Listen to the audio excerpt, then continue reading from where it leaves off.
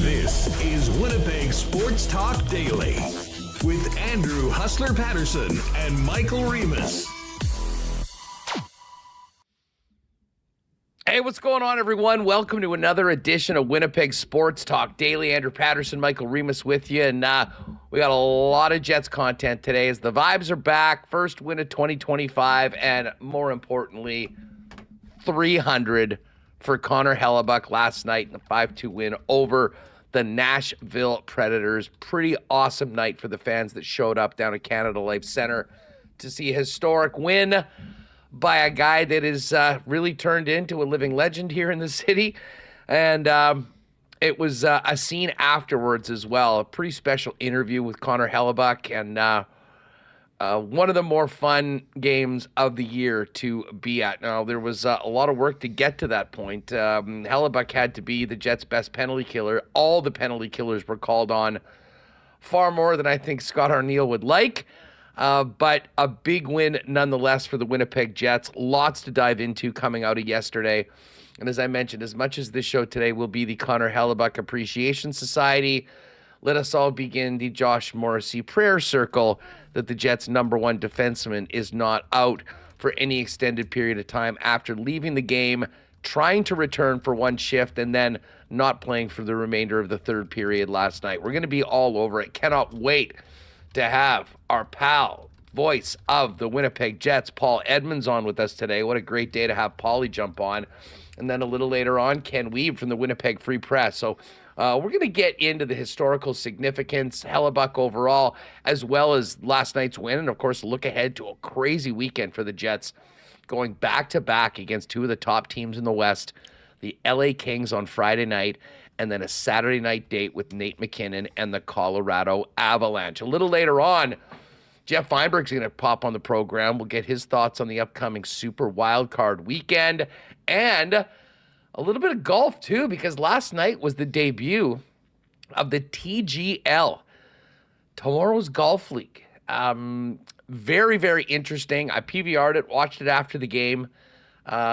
This is next-gen golf, next-gen television, and it was really, really neat to see the first ever match in the TGL. So being such a golf hardo, very interested to see how Fienberg thinks about that. But we'll really spend a little bit more time coming up on the National Football League playoffs. But this is a big Jets show today. It was a big Jets night last night, getting the win, and 300 for Connor Hellebuyck, and that is where we'll start. First up, though, we got to bring Michael Remis in and thank the sponsors that make this show happen each and every day.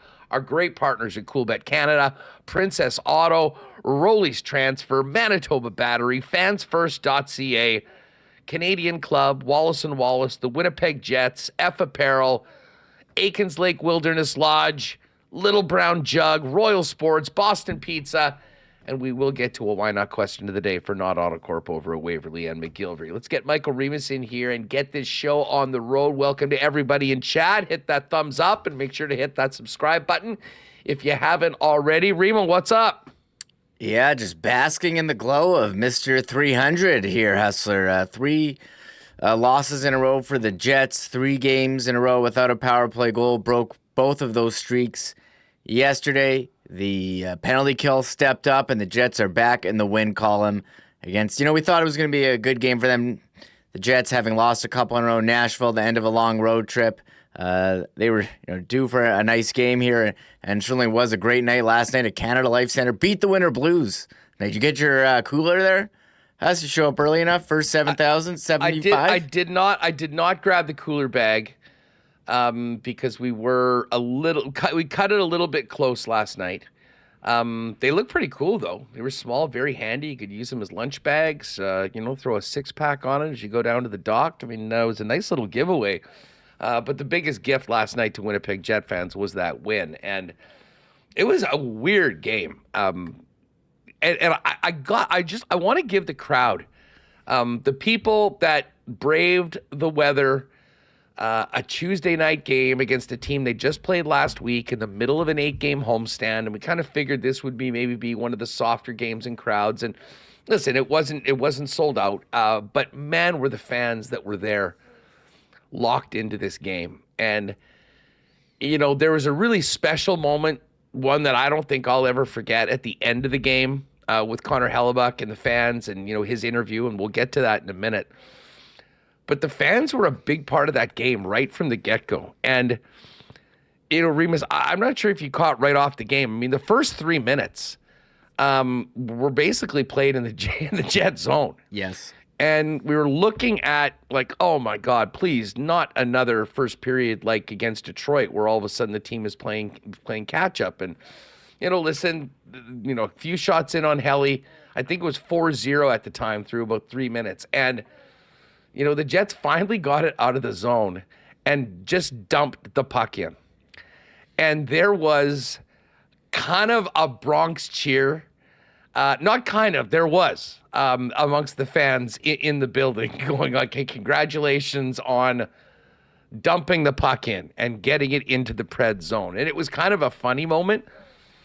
But from that moment on, the Winnipeg Jets completely flipped the ice and, took it to Nashville, got the lead, and then unfortunately spent so much time in the penalty box, the game was very much in doubt. There was a scenario with, if Yossi Saros doesn't make a couple more saves, he was brilliant as well last night, that game is done after the first period.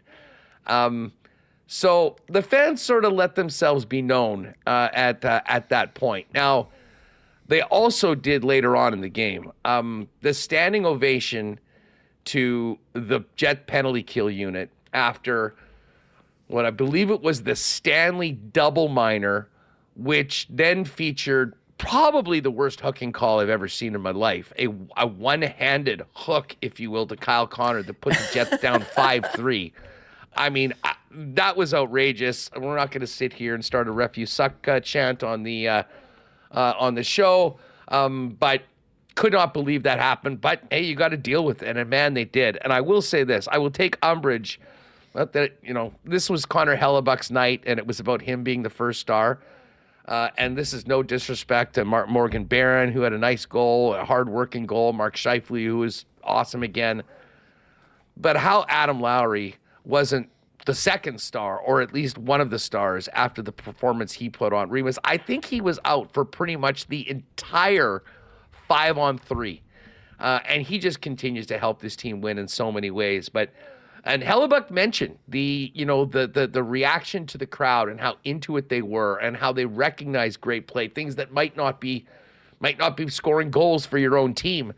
And then Hellebuyck spoke to it afterwards. And I will say one other thing. And listen, I know there's already people on Logan Stanley in the chat. I mean, like, if all you're coming in after a historic night, a big win, and that's what you're talking about, I mean, listen, some people focus on different things. It was a very rough night for Stan. And listen, he's got, a lot of detractors. He's got a great opportunity right now to sort of change the way maybe some people are feeling about the way he's playing. Last night wasn't that night.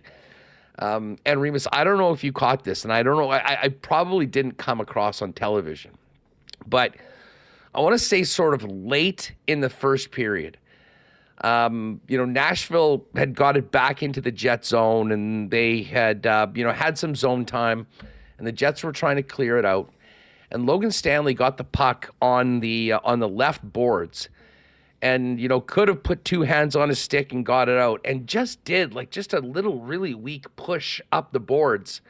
Nashville kept it in, and you could hear. I can't remember anything like this happening, but there was like a collective groan throughout the building, and the puck went back around the net, and all of a sudden the Jets are back on. And right, if you remember this moment in the game, at that point, Pionk gets sort of pissed off and just plows Evangelista. And I think it was a pretty big hit by Pionk. I don't think Evangelista returned to the game. And then one of the Preds guys came over and was looking to give Pionk the business, and Stanley wisely sort of came over there and shooed him off. But Logan was very frustrated at that point. He smashed his stick on the boards, and I thought made a few better plays in the subsequent shifts that he'd had.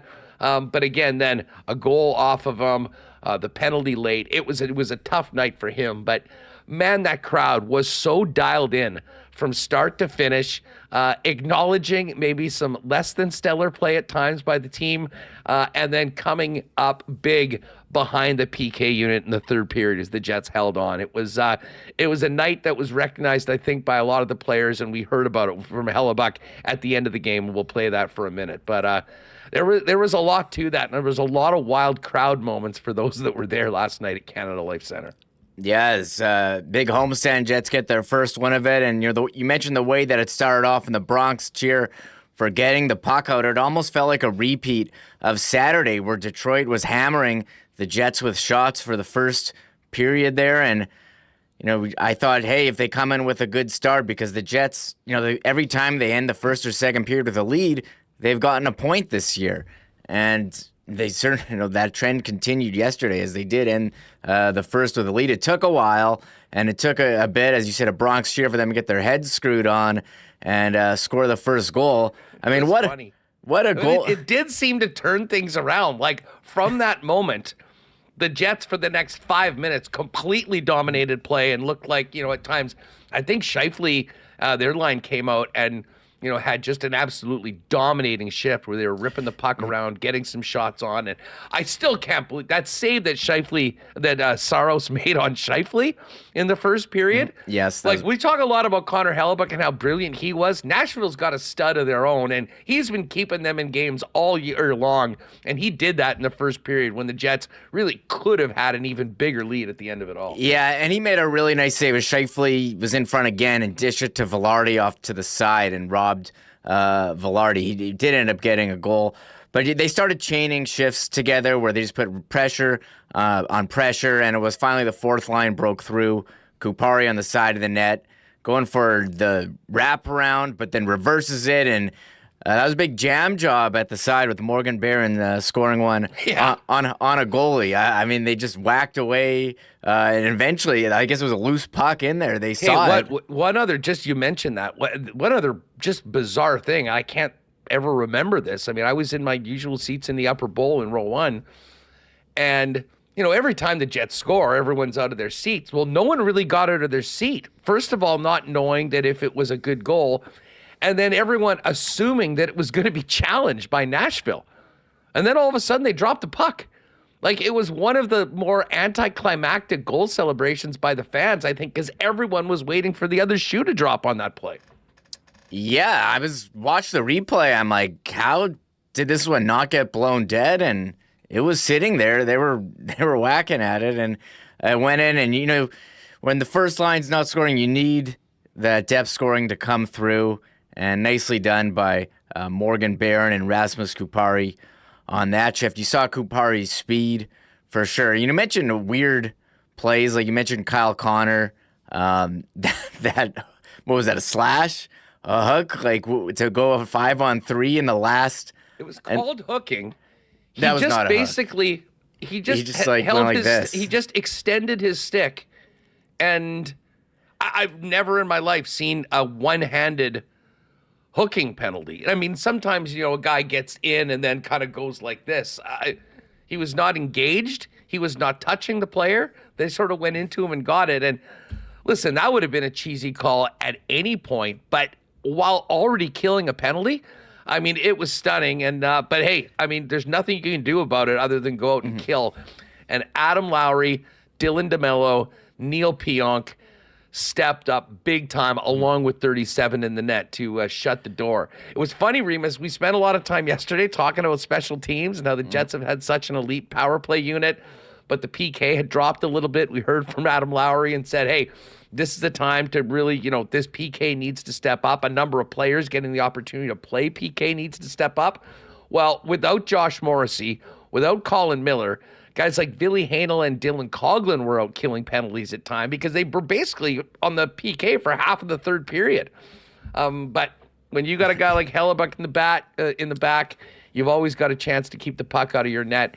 And the play, Adam Lowry in particular, but both of those defensemen stepped up big time when the team needed it on the PK. Yeah, special teams so massive in that game. The Jets penalty kill 6 for 7 killing penalties. Nashville 1 for 7 on the power play, and the Jets did score on their power play. Only one power play opportunity. Nikolai Ehlers with the very quick pass off the boards, finding Velarde in front.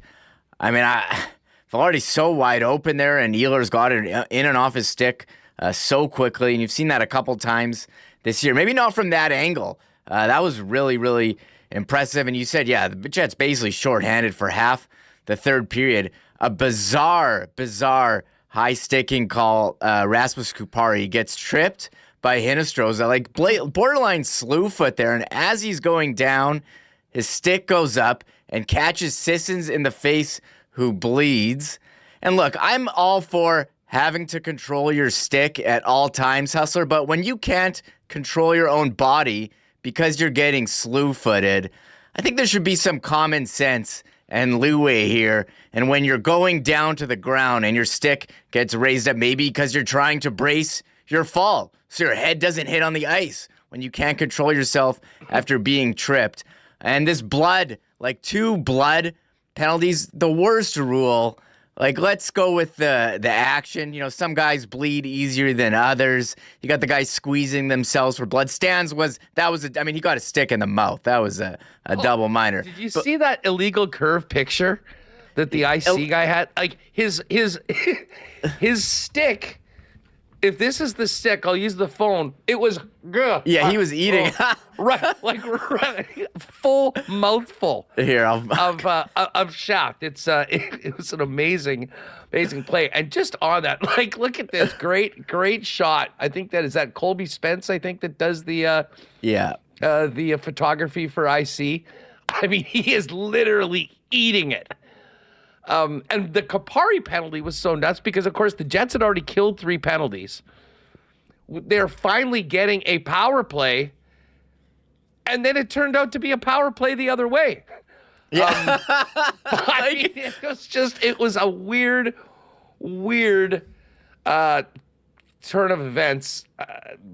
Justin Barron did take that penalty later on. The Jets, thank you very much, and kind of running away with it. And then, yeah, Logan Stanley with the double minor for high sticking just past the midway point, on top of the insane Kyle Connor hooking call, made for some nervous moments. But, man, the PK stepped up as well. Listen, normally we'd start off with the coach. But as we mentioned, at the end of the program, at the end of the show, or the end of the game, Connor Hellebuyck celebrated 300 wins. He often doesn't do the post-game interview. He did it yesterday. But before that, as he celebrated with fans, it's an image I think Winnipeg Jet fans will remember for a long time, of Hellebuyck grabbing the jersey and, kind of saying to the crowd, thank you. It was, it reminded me a lot of the passion that, you see kind of in the World Juniors or in the Olympics of guys grabbing the crest of their nations. I mean, hey, listen, we already knew he was one of ours when he inked the extension. But as we'll hear for a minute, there's a pretty special connection that's built between the Jets all-star goaltender and the fans. First off, here's Hellebuyck on, took a little longer than I think he wanted to, but getting to this incredible milestone, the 3rd fastest goalie in NHL history to get 300 wins, and every one of them in the jersey of the Winnipeg Jets. Feels good. The anticipation was killing me a little bit. It's not how I played out this week, but I thought the guys played so hard in front of me, and the crowd was incredible tonight. So, that's a very memorable one. I think this stat still stands. We had it queued up to go on Saturday night, but you getting to 300 by this point in your career and having 40 shutouts, the only other player in the history of the game to do that faster was Jacques Plante. That's it. But of all the guys who've ever played the game, do you ever kind of pause to take a look and think of like the significance, the gravity of what you're doing and the speed at which you're doing it? For the longest time, I was just playing, taking it day by day, having fun, working hard, and trying to get better. And as you get a little older in this league and things start to happen and you start to achieve some things, that kind of sets in and you start to realize that you're doing some great things. And, I've been grateful to be part of this great organization and have had a lot of these guys around me the entire time, and it's been a good team the entire time I've been here. So, I'm very grateful for everything that's been going on around me, and I know it's not just me. It's a whole team, and it's a whole organization that helps. All right, so there's Hellebuyck on the 300th win. Now, as I mentioned, there was, that moment, that a scene that everyone in the building will remember. Hellebuyck grabbing the jersey on his crest, and he was asked about that gesture and celebrating with the fans after 300 last night. I was trying to share the moment with the fans.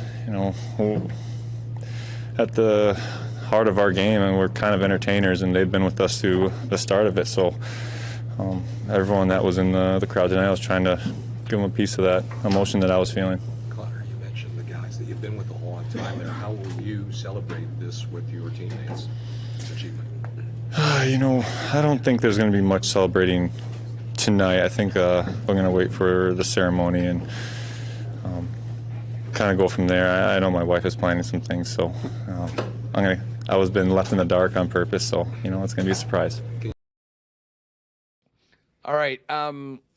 Listen, I don't know if this guy could be any more beloved before last night than he was by Winnipeg Jet fans and what he's meant to this team, this organization, and the city. But last night, it got taken to another level. Here's another one just on that connection with the fans. Helly was asked about when he really started to feel that way about the patrons of the Winnipeg Jets. I guess you could say the whiteout, our first whiteout, 2018. We felt really connected to our fans then.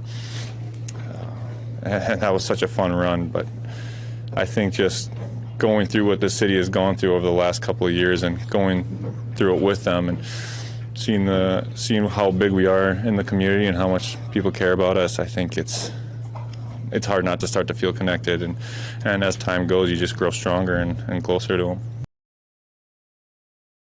I got a text from a friend after last night that just said his silly after the game, grabbing the Jets crest on the front of the jersey. Helly is the man. And, he... that resonated big time with the people there. And even if you weren't there last night and you saw it and you go to games and you've been a part of that, it was really cool. Sometimes a lot of the pro athletes seem very, sort of detached, more so in 2024 than I think they even were in 2011 when the team came back, and certainly far more so than in Jets 1.0 era. And Hellebuyck's always been a little bit of a different bird in a great way. All goalies are in some ways, but I've always said, longtime listeners of this show know that he's, my favorite guy to listen to, because it's like they pump the truth serum into him every time before he speaks. He doesn't speak in cliches. He gives you honest answers. And that honesty was I think special for a lot of the fans of the Winnipeg Jets that were there last night. And Remo, you were just mentioning, it sounds like there's going to be further plans to celebrate this incredible milestone on Friday before the Jets drop the puck with the Los Angeles Kings. Yeah, I just got an email from the Jets here. Celebrate Hellebuyck with us this Friday versus the Kings. Fastest U.S.-born goaltender to achieve 300 wins, faster than Ryan Miller, faster than Jonathan Quick. He's got 500 games, 40 shutouts. It's all going to be celebrated with a pregame ceremony ahead of Friday's game. And Hellebuyck did mention ceremony there. He said his wife's got something planned that he doesn't really know about. So I remember when he had the 500 games and he had the 500 game jersey in a warm-up. I wonder what it's going to be, but I do know the Jets, whenever there's a pregame celebration, like we've seen 1,000 games for Sam Gagner and Blake Wheeler and Paul Stastny, I'm sure it'll be, the Hall of Fame as well. I'm sure it'll be something special there Friday. Big weekend coming out. I know they just got the win, but some big games against L.A., very hot. Colorado, who won yesterday against the defending Stanley Cup champs. That's Saturday, and I don't know if we have any clarity if Hellebuyck will be playing after that ceremony, as they do have a back-to-back. And you were speculating yesterday great point. if Hellebuyck goes in part 2 because it's a divisional opponent. So we'll wait and see about that. They didn't mention anything at the morning skate today or the practice. We'll see if Paulie's got any thoughts on how the goalies might get rolled out this year. Listen, for this season now, 25 wins, a 2.08 goals against average, a 926 save percentage, league leading, 5 shutouts.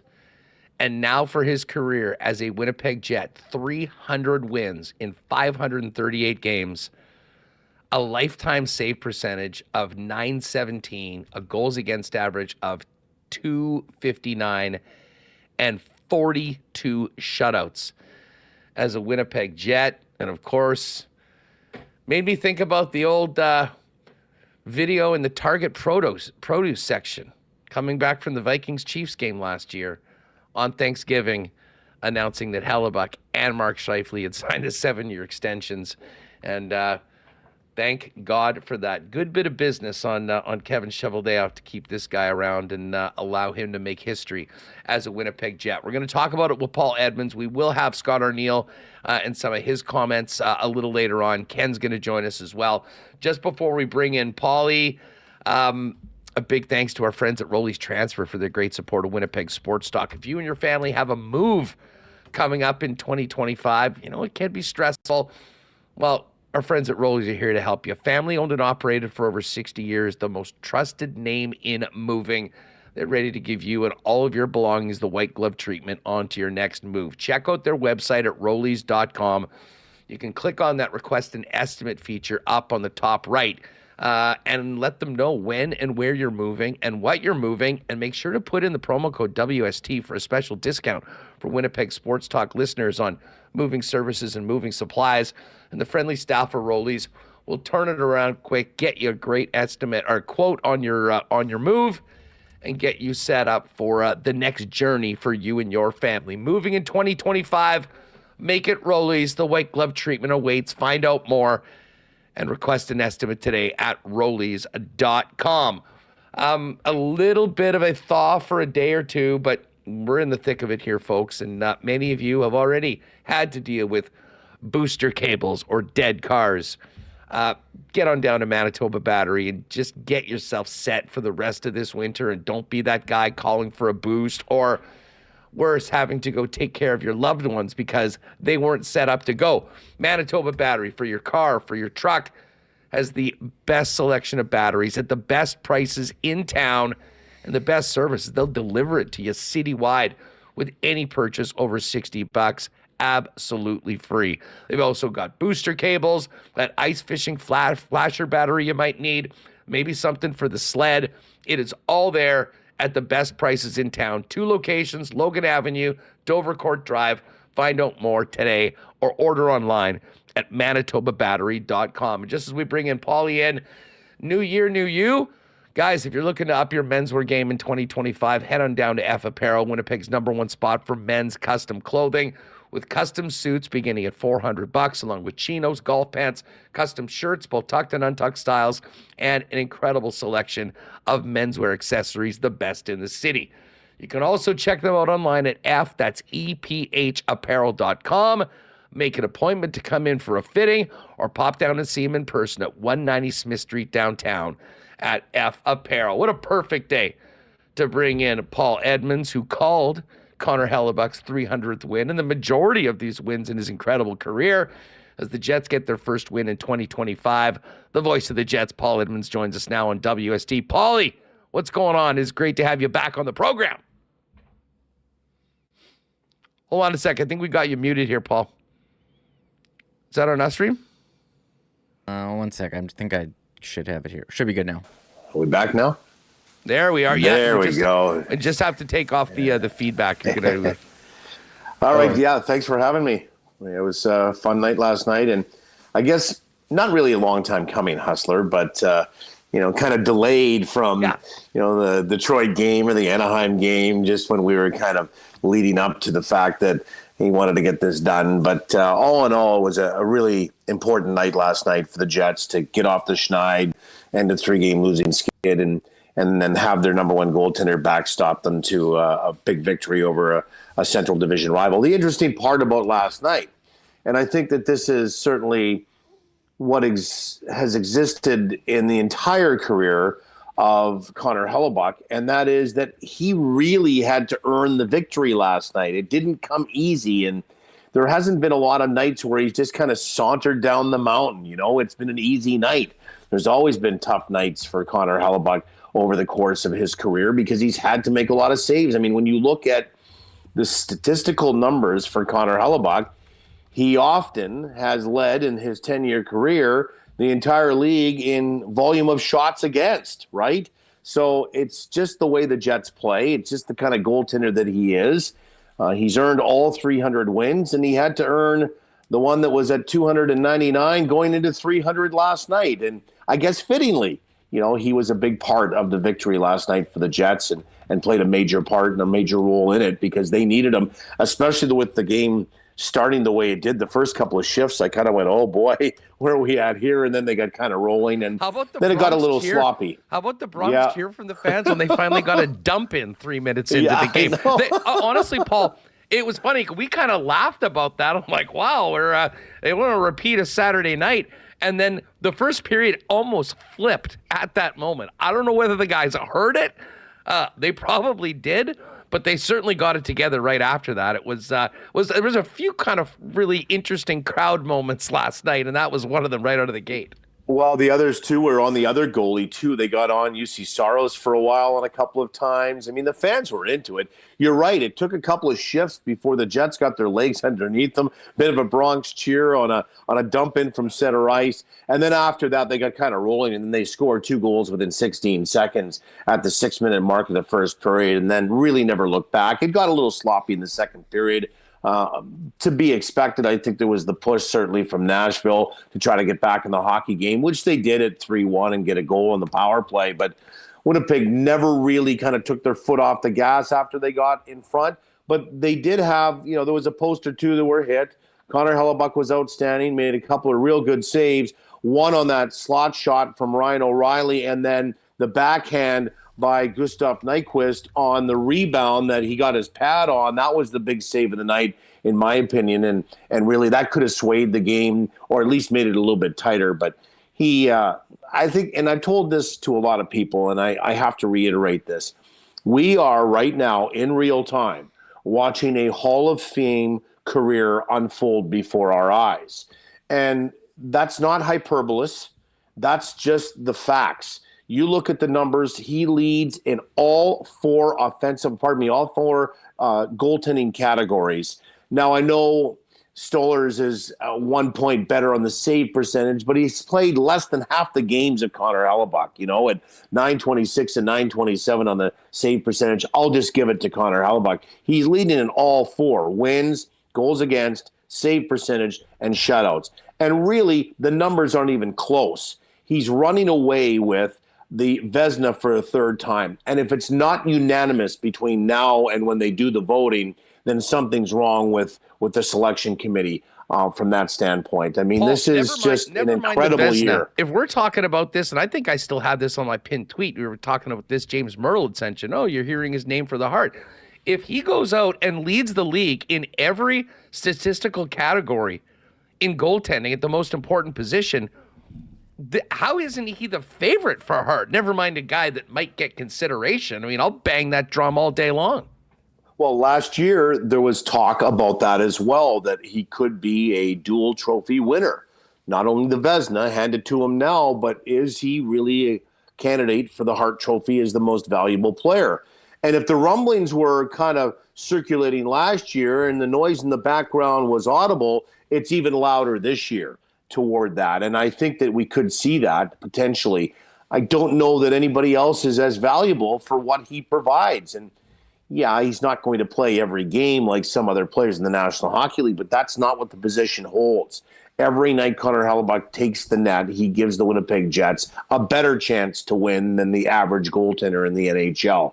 And he's been doing it for years. There's a longevity to this as well. I mean, This guy just goes night after night and takes the goal for the Winnipeg Jets. And I don't know if you could ask him to play all 82, but there might be some consideration if you did. And he does know, and he's got a great relationship with Eric Comrie, that there's going to be 20 nights a year that he has to give up the net.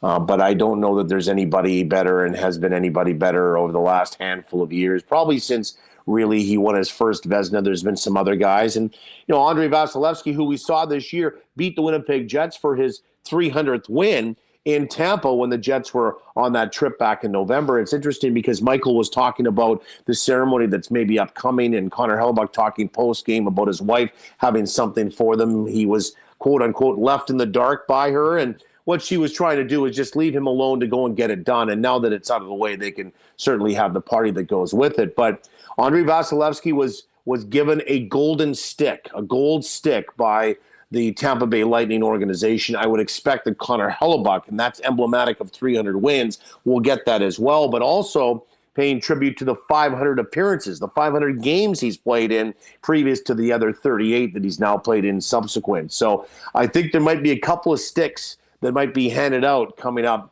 when the Jets do have that on-ice ceremony in a pregame to honor Connor Hellebuyck, and 538 appearances, 42 shutouts, and now 300 wins. You might have still been yapping on OB at the time, but Connor Hellebuyck did the on-ice interview live in the building with Sarah afterwards, and Sarah, God bless her, said, well, you've won the Vezinas, and now you've got the 300th wins, and what else is next for Connor Hellebuyck? And he sort of laughs and sort of said, "Don't make me say it," because everyone knows what he's focused on, and it's not another Vezina, and it's not the Hart Trophy. It's something that this entire city and the organization will win as a collective unit. But Paul, just preceding that interview with Sarah, we saw Helly out with one of his trademark first star celebrations, whooping it up with the crowd. But there was also a moment that he talked about afterwards where he was grabbing the jersey and really letting the fans know. And to me, that's a moment you don't see very often. And it meant so much to the fans that were there, and I think fans that were saying that. You're around him. He's a guy that really doesn't, when he talks, you're getting the real deal from him. And I thought it was kind of honest and open, and one of those moments that can really connect a fan base even closer to a player and to a team. And he is the backbone of the Winnipeg Jets. There's no doubt about it. Just what's your thought on that particular act from Hellebuyck on such a special night, and the connection that he's made with this fan base, with this city, potentially playing his entire Hall of Fame career right here in Winnipeg, when a lot of people thought that he would be out the door after his last contract finished up? Well, a lot to unpack there. I think that when you are an athlete and you've had some time to reflect on your career, and I don't know that he's had a lot of reflection on 10 years, but certainly I think as he's gotten older now at 31 and as a dad and a husband, there are some moments where you kind of not recalculate things, but just go back to the past and wonder, well, if I wasn't here, would I have a career the same in some other city? And the answer probably would be no, because it would be different just by the fact that it wouldn't be in one place, it would be in another place, and things unfold differently. So you are thankful for what has been granted to you, the opportunity in one place, and the way that people have gravitated to you. Connor Hellebuyck consistently, if you're in the rink, and you are all the time, Huss, is the loudest applause for the starting lineups every single night for the Winnipeg Jets, or when there's some other sort of announcement that's made. And he has become the fan favorite of the team. And then last night, understanding that, he goes out, he kind of does the clap to the fans, like, I'm applauding you. And then he kind of points to his heart, like, I love you. And then we all love the Winnipeg Jets and the crest, right? And he's embraced the other things about this community. They're passionate about their hockey team. They know their hockey. And then the other thing is, he might walk in a grocery store with his family and people will say hi, but they'll leave him alone from that standpoint. They're just not going to bother him. People are respectful that way. The other thing is, he loves the outdoor aspect of it. He came from Michigan. They like their outdoors as well. He's really found with his family a home here. And it's a real good situation for him. And I don't really know that he wanted to leave prior to that 7-year contract being offered by the Winnipeg Jets organization and general manager Kevin Cheveldayoff. And certainly when it came down for the offer to be extended, it didn't take long for them to get it done, because I don't think he really deep down wanted to leave, because you never know what it's going to be like. So all of those things, encapsulate what has been the relationship with Connor Hellebuyck and the city and the province, and then vice versa back to Connor Hellebuyck. You kind of wonder, maybe after a while and afterward when it's all done, if you asked him the question, do you think that you would have had the same success somewhere else? And the answer probably would be no. But it's been a great symbiotic relationship between the fans and Connor and the fans. And then, of course, the byproduct of all of that has been the fact that he's backstopped the Winnipeg Jets to a couple of incredible seasons, this one including. Paulie, as a fellow veteran of our favorite spot, Aikens Lake, and an avid fisherman, I know you've traveled with the team. I'm sure you've had fishing conversations. I know Helly and some of the guys were just out on their day off. No surprise, ice fishing. Was he a guy that was into ice fishing before he came to Winnipeg, or did he sort of get in the Buff crew once he got there and got hooked on it? Because that might be the best gift that Buff ever gave Winnipeg, if that's the case. That's the legacy of Buff. I think that there was probably always an interest from Connor Hellebuyck in the outdoors. It just got taken to another level and then shown some of those spots as well that Bufflin already had, and maybe introduced to a few guys that he knew that could take him to a few different places. So that just exacerbated the interest, and then he's taken it to new heights. And thank Buff for that, for sure. I mean, I haven't really seen Connor Hellebuyck getting the helicopter rides to the fishing holes on Big Windy there on Lake Winnipeg, just getting airdropped into your area that you want. He hasn't taken it that far, but I do believe he's got some sort of a UTV or a four-wheeler that he navigates through and gets out on the ice, and they've got a couple of spots on Lake Winnipeg. And so you'd have to ask Connor Hellebuyck about that. See, he's kind of still the man of mystery, right? Like, he doesn't talk on game days, and that's totally understandable. And then he will talk to the media, and he'll give you the straight goods, as you just mentioned. But in terms of the back and forth with the media, he's pretty reserved. I think the fans get to see him because he interacts very well with them. But you can get Connor Hellebuyck on some days where he is a little bit more loquacious. So maybe I'll ask him that question about the interest level in the outdoors, pre-Buff and then post-Buff. T-Will. Yeah, and maybe instead of the gold stick, they give him the helicopter, and then he can just head out to a thing. Nicely done, T-Will, with the helicopter reference. We're and listen, this is historic. I mean, he has Hall of Famer numbers already, but for him, there's still so much more to come, and we'll see him back in the net at some point this weekend. As far as the rest, listen, you were around there today. What do we know about Josh Morrissey? Do we need a big prayer circle here on Winnipeg Sports Talk today? Are there? You probably have a good gauge of the level of concern around there. What are we talking with JMO? I'm not quite sure. I actually exercised my option today, Hustler, and did not go down at noon because it was just the availability, and I got home late and did my commentary on CJOB, so that aired on this morning 4 times and throughout the course of the day, and that was on Connor Hellebuyck. Listen, I mean, he left the game. He tried to give it a twirl, and from that standpoint, I think that we're going to probably have to see for another day or two, and we'll see at practice tomorrow when it's a regularly scheduled practice if he takes a twirl out there or not.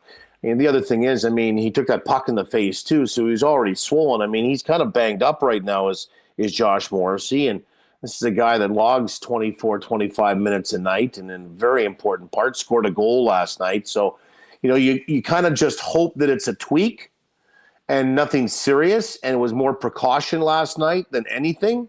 But I guess we'll find out a little bit further as we go along, and especially into tomorrow after, sometimes the swelling happens, and then you get a better idea when the swelling goes down of how long it might be. But I guess another point could be made. The blue line has taken a battering here of late with all of the injuries. And of course, you're looking now to maybe see about Dylan Samberg getting back in potentially for this weekend. He was skating yesterday in the morning without a non-contact jersey, so that's good. Hayden Fleury is still out. Colin Miller's out for a couple of weeks. We don't know about Josh Morrissey. Dylan Coughlin's come back in. So, at one point yesterday in the pregame show, Scott Arniel said to me, quote unquote, we're at the end of our rope with depth in terms of their defensive depth, of which it was only a week or so ago that they had an abundance of. So now I would look for maybe somebody to come in off of IR, and that might be Samberg. And if he's not ready to go, then there's going to have to be a call-up just to have the necessary extra defenseman kind of kicking around here. But we'll find out a little bit more about Josh Morris as we go along this week.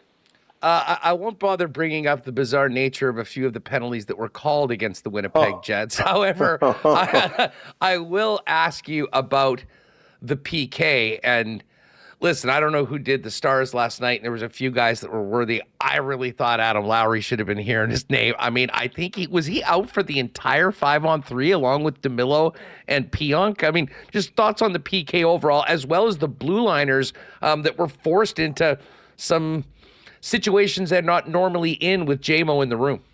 Well, I mean, you're down certainly to 5 defensemen with Josh Morrissey going into the room, and then you've got a couple of instances where defensemen are taking penalties.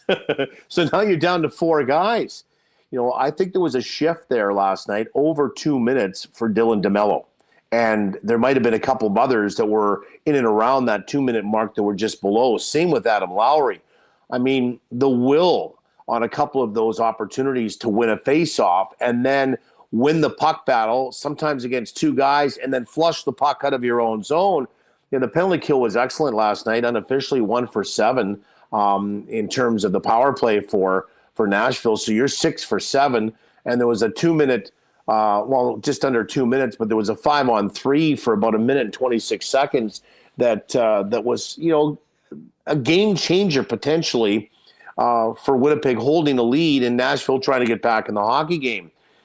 So it's been pretty good. I mean, the other thing about this is, too, the penalty kill has been not as good as the power play this year in terms of improvement and the vast improvement. It hasn't been incremental, the power play. It's gone from here, to here.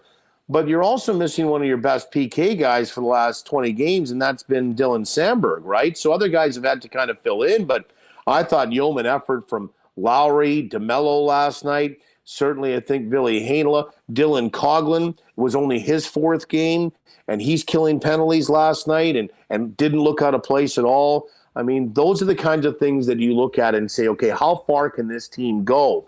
And when you see the compete level that you saw last night in those types of scenarios, in those situations, you realize that everybody's pulling the same way in the same direction on the rope, wanting to win, sacrifice their body, blocking shots. There was a couple of big shot blocks last night as well. But Adam Lowry, I mean, just chugs along and does what he does, but he was exceptional last night when it came to that time of need of being that forward on a 5-on-4 situation. Yeah, you know what? It was those 3. I think Remis just pulled it up. The DeMello shift was 2:19, and Adam Lowry 2:02. And I'm positive that was the entire 5-on-3 that they were down.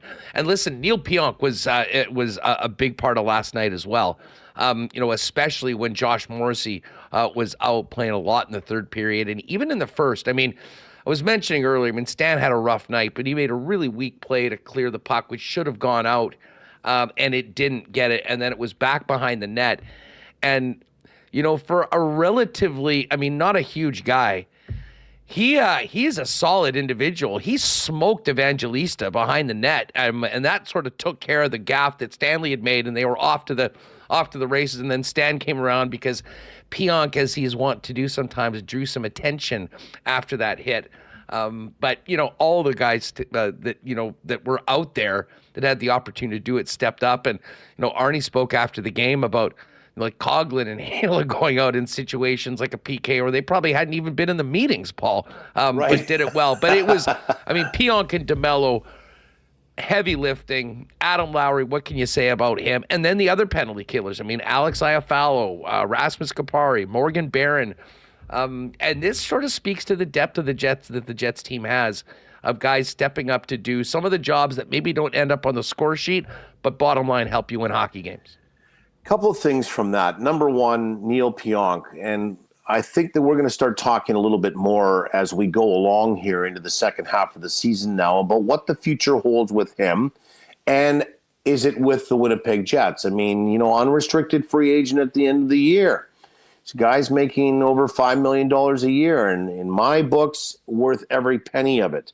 It's a great 1-2 kind of offensive punch that they have with the power play and Josh Morrissey running one and then Neil Pionk running the other. But the other thing about Neil Pionk is the way he plays. There's a bulldog mentality to him.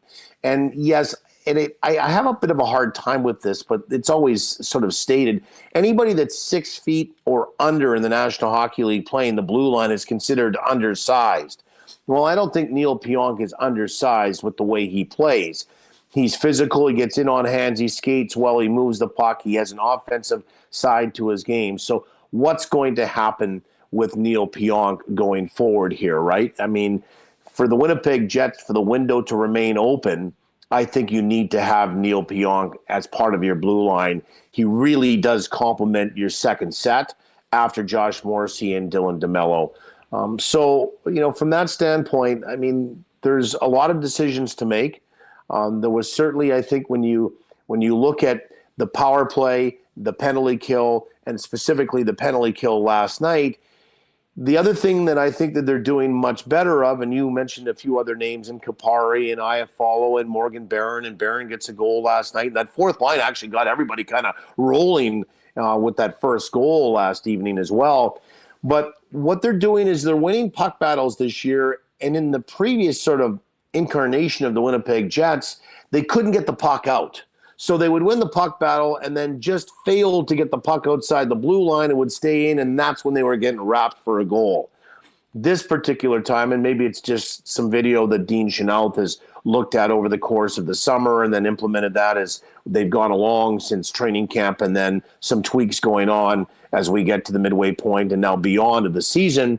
The Jets are winning those battles, but this time they're exhausting the puck outside their own zone. They're making sure that they finish that play, as they say, and that's why the penalty kill has been much more successful, and they were able to kill off 6 of the 7 last night. So there's been improvements in certain areas for the Jets, all that bodes well for them as they get closer and closer toward the second half, toward the trade deadline, toward the end of the season, and then beyond into the postseason, which has to serve them well. When you were just a 5-on-5 team as they were last year, and you go in against Colorado or Vegas the last 2 years, and you don't have a power play that's going very well, and you can't kill penalties, pretty tough to win in that playoff environment. Now, if you can combine at least 2 of those 3, 5-on-5 in a power play, or 5-on-5 in a penalty kill, or all 3, you're going to be served much better when it comes to winning a playoff series.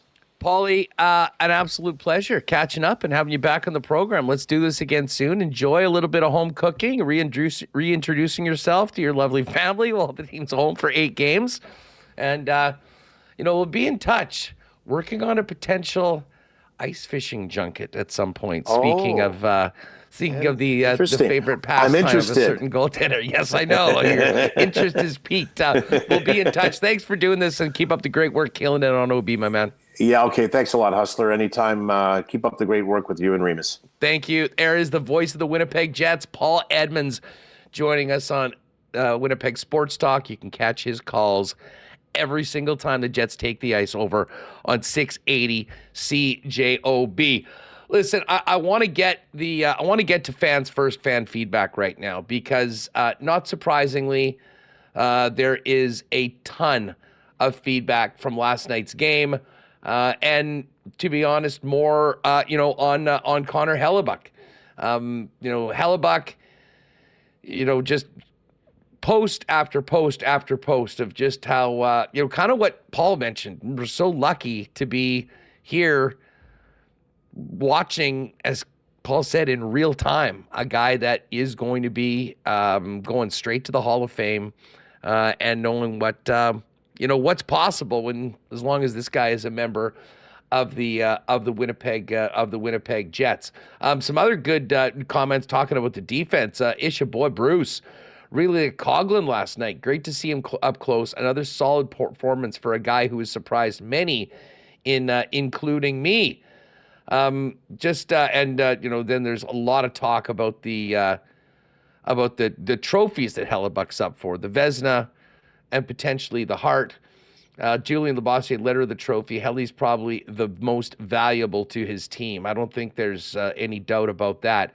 And Darth Skater, just like the Lady Brings, shouldn't automatically go to a forward. It used to be that way. He should absolutely have Hart condition. And SK, speaking of the blue line, we got very lucky to get Coghlan and Fleury. They've kind of made me forget about losing Chisholm and Kovacevic for nothing. Well, almost. Again, there's only so many spots on the roster. Waivers is going to happen. I don't have that same sort of regret about that. That'll happen when you've got a deep team, although you certainly can maybe hey, listen, we all know it's a lot tougher to just cast off a first-round pick than some guy you got for nothing or picked late. But the depth right now is being tested by the Winnipeg Jets, but players like Coghlan helping them out big time. And Darth Skater, fun fact, a gold goalie stick is more valuable than a gold player's stick because of the shape. I think you're onto something, Darth. Keep the fan feedback coming. It is brought to you by Fans First, your number one spot for both buying and selling Winnipeg tickets. As a season ticket holder, I actually had an extra pair for last night. Used Fans First to get rid of them and enjoyed the game up in my usual seat. Best customer service, and the bottom line for you, no fees. Not like StubHub, Ticketmaster, and some of these other sites that jack you big time after making your purchase. Fans First, what you see is what you pay. By fans, for fans, no fees. Check out the site today over at fansfirst.ca. All right, Ken's going to join us in a couple minutes. But I do want to get to a couple clips from Coach Scott Arniel coming out of last night. First off, we'll talk about Helly in just a second. But what was on everyone's mind was the status of Josh Morrissey. This was the update we got from Coach last night after the game. Any update on Josh Morrissey? Any idea of the lower body? We'll get to see how he is tomorrow.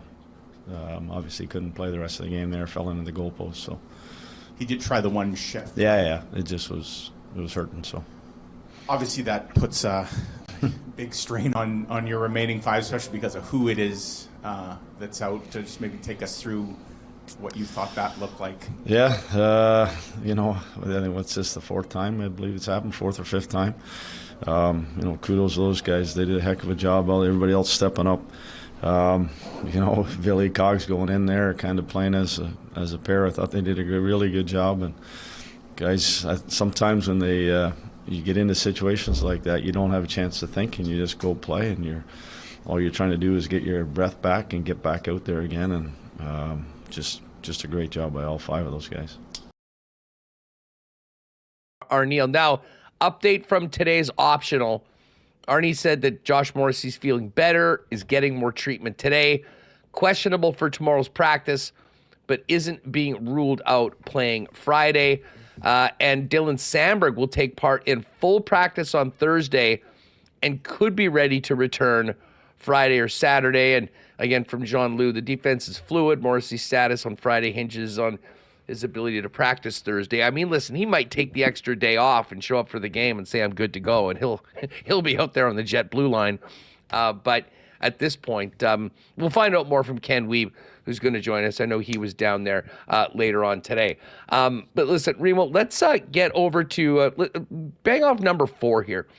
Scott Arniel was asked just about the relation between Hellebuyck and the fans as he celebrated 300 wins last night. Well, the biggest thing for me is that he signed that 8-year deal last summer. And that just proved that he loves being here. He loves a lot of what Winnipeg brings, what Manitoba brings, especially the outdoor stuff. His love for the fans is, based on how they cheer his name and how they give him standing ovations, and he loves to show that back like that. And for him, he's earned it all, and 300 is a heck of a milestone, and you got to tip your hat to greatness that way. And you'd always love to see it when guys want to be here, and then how the fans reciprocate that back. All right, so there's Scott Arneal, a guy that knows a thing or two about playing in front of Winnipeg fans, on that connection between Hellebuyck and the fans. Here's Arneal on where Hellebuyck's greatness ranks amongst what he's seen over his incredible life in the National Hockey League and in the game. Well, I think there's been sort of era goalies. I don't want to go too far back and give away my age, but I mean, if you go through Brodeur, you go through Patrick Waugh, you work your way up. What I had a chance to be around Hank in New York. There's just like elite players that are on the ice trying to score goals. When you see goalies do it, obviously, because of the, having that play that position. It's just like the third period tonight, those shots that were coming at them, and especially on that penalty kill, that's the greatness that you see. And then to be able to be around that, to watch that, be in front of that, or be on a bench watching that every night, that's special for me. I mean, these guys are, they come along every so often, and he's one of those guys, and hopefully he's here. We've got him for a few more years, which is great. All right, there's Jets head coach Scott Arneal. Ken Wiebe coming up right now. Let me give a big thanks to our friends at Princess Auto for their great support of Winnipeg Sports Talk once again in 2025. We're speaking a lot about how Connor Hellebuyck is Winnipeg. Well, Princess Auto, founded in Winnipeg, headquartered in Winnipeg, and now coast to coast, but with 3 locations right here in the province of Manitoba to serve you. Panet Road, Portage Avenue West, and of course for our friends out in Westman, the Brandon location. Princess Auto has the best deals on the most unique assortment of tools and equipment around. Everything you need to complete the projects on your list or start something new for 2025 is waiting for you at your local Princess Auto. You can also check them out online, get those ideas maybe twirling between the ears, and shop online 24/7, 365 over at princessauto.com. And hey, 300 wins for Connor Hellebuyck last night. There'll be a celebration on the weekend at Canada Life Centre. When you think celebration, think Canadian Club, Canada's favorite Canadian whiskey, the official spirit of the Winnipeg Blue Bombers and Canada's oldest, greatest, most famous Canadian whiskey. That put it on the map. You can pop by your local Manitoba liquor marts until we can get out to the stadium this summer and cheer on the Bombers and pick up the great taste of Canadian Club Classic, Canadian Club 100% Rye. It is all waiting for you. And if you're lucky, you might be able to grab one of the last bottles of the invitation series, the 18-year-old Canadian Club, which, of course, is gone when it's gone, coming just off of winning that prestigious gold medal at the International Wine and Spirit Conversation. And just before we bring in Ken, I got to give a big thanks to Wallace & Wallace as well for their support of WST, the fencing and overhead door specialists in town since 1946. If your property needs the security and protection of a new fence, Wallace & Wallace has you covered. Vinyl, ornamental, chain link, welded wire, wood fences. And if you have the need for a new garage door, Wallace & Wallace has the biggest selection in town, one to perfectly match your home and add value to it at the same time. Give Wallace & Wallace a call, 452-2700. They'll arrange a time to come down and give you a free estimate. You can also check them out online, wallacefences.com, wallacedoors.com, or pop down and see them in person at their showroom on Lowson Crescent, just off of Kenniston. All right, live from the rink, Ken Wiebe joins us. Professional earpiece in, locked, loaded, and ready to join us on WST. What's going on, my man? Andrew, great to be with you as always. Doing our best here.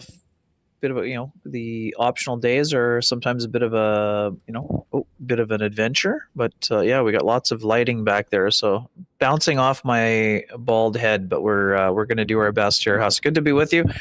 I was not involved in as many of the interviews as normal. I had some behind the scenes work with a big project we've got coming up, a big feature I've got in Saturday's paper on the sticks that I mentioned, I think, a while back, but definitely have listened to all the audio, and you touched on most of the updates, but obviously it looks like better, or at least positive news for Josh Morrissey, and that he is an option for the weekend here. We'll see. I did see him walking around. No real insight other than it sounds like he's feeling better than the day before.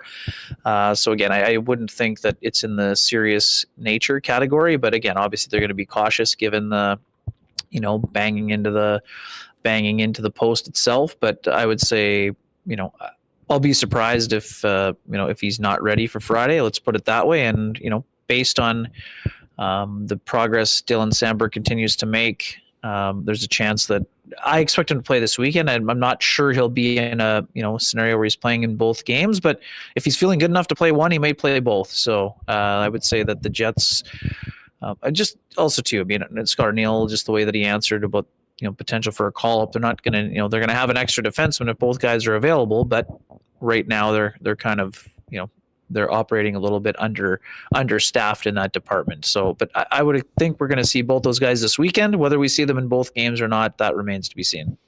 Ken, let's talk about Connor Hellebuyck. I mean, there's a lot of other angles coming out of last night's game. We'll get to the PK and some of those, but just big picture. Yeah, you've been in this game for a long time. You've covered. You're from Manitoba. I mean, you've followed the Winnipeg Jets before you were working here. Paul Edmonds said something, and it sort of resonated with me that, in real time, we're watching, a Hall of Famer do his thing potentially for his entire career here, and doing it as well as very few have done in the history of the National Hockey League. Very significant milestone last night, one that meant a lot to Connor, and you could see what it meant to everybody in the building last night at Canada Life Center. Yeah, Huss, the historical films kind of nature is something that, we look at, but you sort of, when you're talking about Jacques Plante in the conversation of being the only guy who's done it faster to get 340 shutouts, like now we're looking at, this isn't like crystal ball territory, Huss. You're like, having to blow off the dust from the newspaper clippings from the time that Jacques Plante was playing here. So, what he's doing is remarkable, and that can't be lost. We talk about Connor Hellebuyck all the time. Yes, the Jets are better in front of him. All those things are true. But what's also true is that Connor continues to find a new level. And to me, that's the scary part, is that here's a guy who never lacks motivation. His backstory is remarkable in itself. And yet he continues to push to get better, even though he's won 2 Vezina trophies and, would be the front runner, clear front runner for a third in the midseason voting. And how does he start his second half off, Us? Well, how does it sound? Incredible effort in game 42, snapping his team's winless skid, and incredible celebration, hits another milestone, rarefied air, all of the things. So Huss, talked about this in various fronts. A lot of people had Pokey and the Bandit posters as teenagers, but the level of goaltending has been rising dramatically since those times. And Huss, those were fun times for teenagers. But even Goalie Bob's era, where Bob Essenza was it was a great call. Essenza, the save from Kurt Kielbach, all of those things. None of the guys who have ever donned a Jets jersey. Again, I would say that the guys in the WHA can make their own claim, but I don't think that we were ever dealing with goaltenders that were at the top of the upper echelon, in the past, even though the WHA teams put up some great banners and had some really good goalies, Huss. A little before our time in terms of viewership. But what Connor Hellebuyck is doing is just absolutely incredible. On a bigger question, I know there was some talk, and you guys did mention that, this guy's destined, he can maybe start working on the bust or the statue for maybe give Dale some company. But yeah, you think about the greatest Jets of NHL Jets. The WHA is harder for me to speak to, and you as well, not really being around for it. But to me, they're like the top two in history right now are Dale Hawerchuk and Connor Hellebuyck. And I know some people throw Solani. Solani was here for such a short period of time. You can talk about that one magical 76-goal season as right, arguably the most spectacular individual season in Jets history. But, Hellebuyck is now on his third contract, is looking to play his entire career here. Even Dale Hawerchuk didn't even make it 10 seasons with the Winnipeg Jets. Right. And, as I said, I think sometimes it's easy to get caught up in, the day-to-day, they're playing Nashville tonight, you got another game going forward. When you step back, and certainly for those of us that have been around long enough to kind of think about everything that we've seen this is an incredibly special player, an incredibly special person, and this is the Hellebuyck era right now of Winnipeg professional hockey. Yeah, and I mean, this is to take nothing away from, what Solani did here, but Hussey was here for 5 minutes, essentially, right? I mean, the fact that he's so revered and loved is an incredible accomplishment in its own right, and the fact that he had done something that, no one had done before, will make him a lifelong, fan favorite. But in terms of longevity and an ability to, again, potentially do something that not even Dale did, and again, with the benefit of hindsight, I'm sure that, maybe Dale would have loved to have spent his whole career here, which again, Huss, you and I have talked about this. There would have been a conversation, I can only imagine, between Dale and Mark Scheifele about doing something that he was not able to do here, even though he remained one of the most popular Jets of all time. So, those two guys are obviously going to be intertwined now based on the matching extensions. I think that, Mark has a good chance of having a statue built of himself to join Dale and Connor. But man, it is definitely the Connor Hellebuyck era here for sure.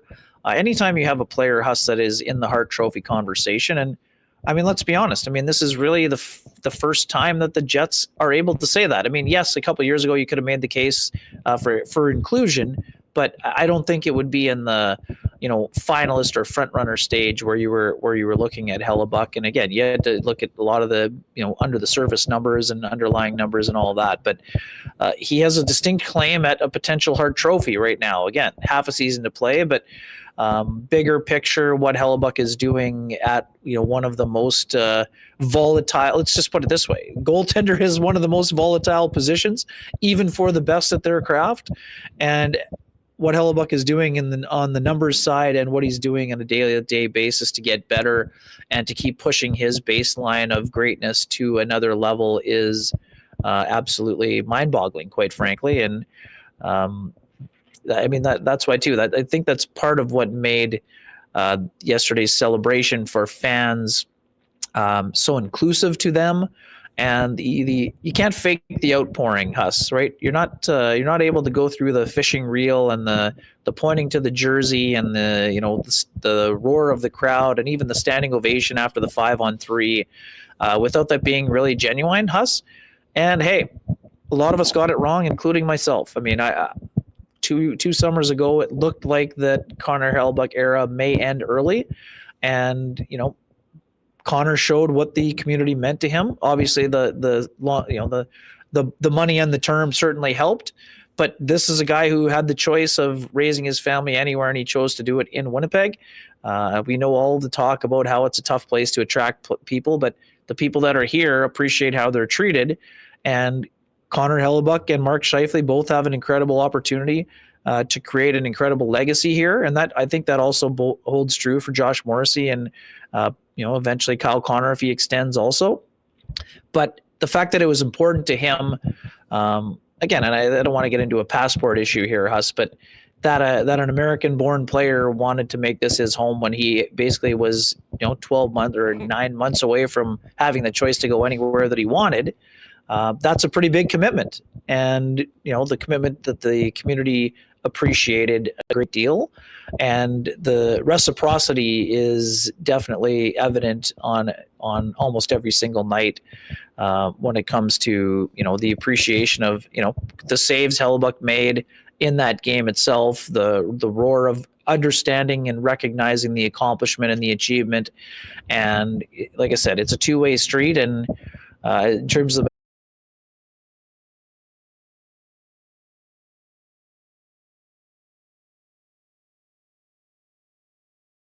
up and could have done more, it didn't happen, and then there's sort of some groans from there, and then you saw afterwards him smash the stick smash.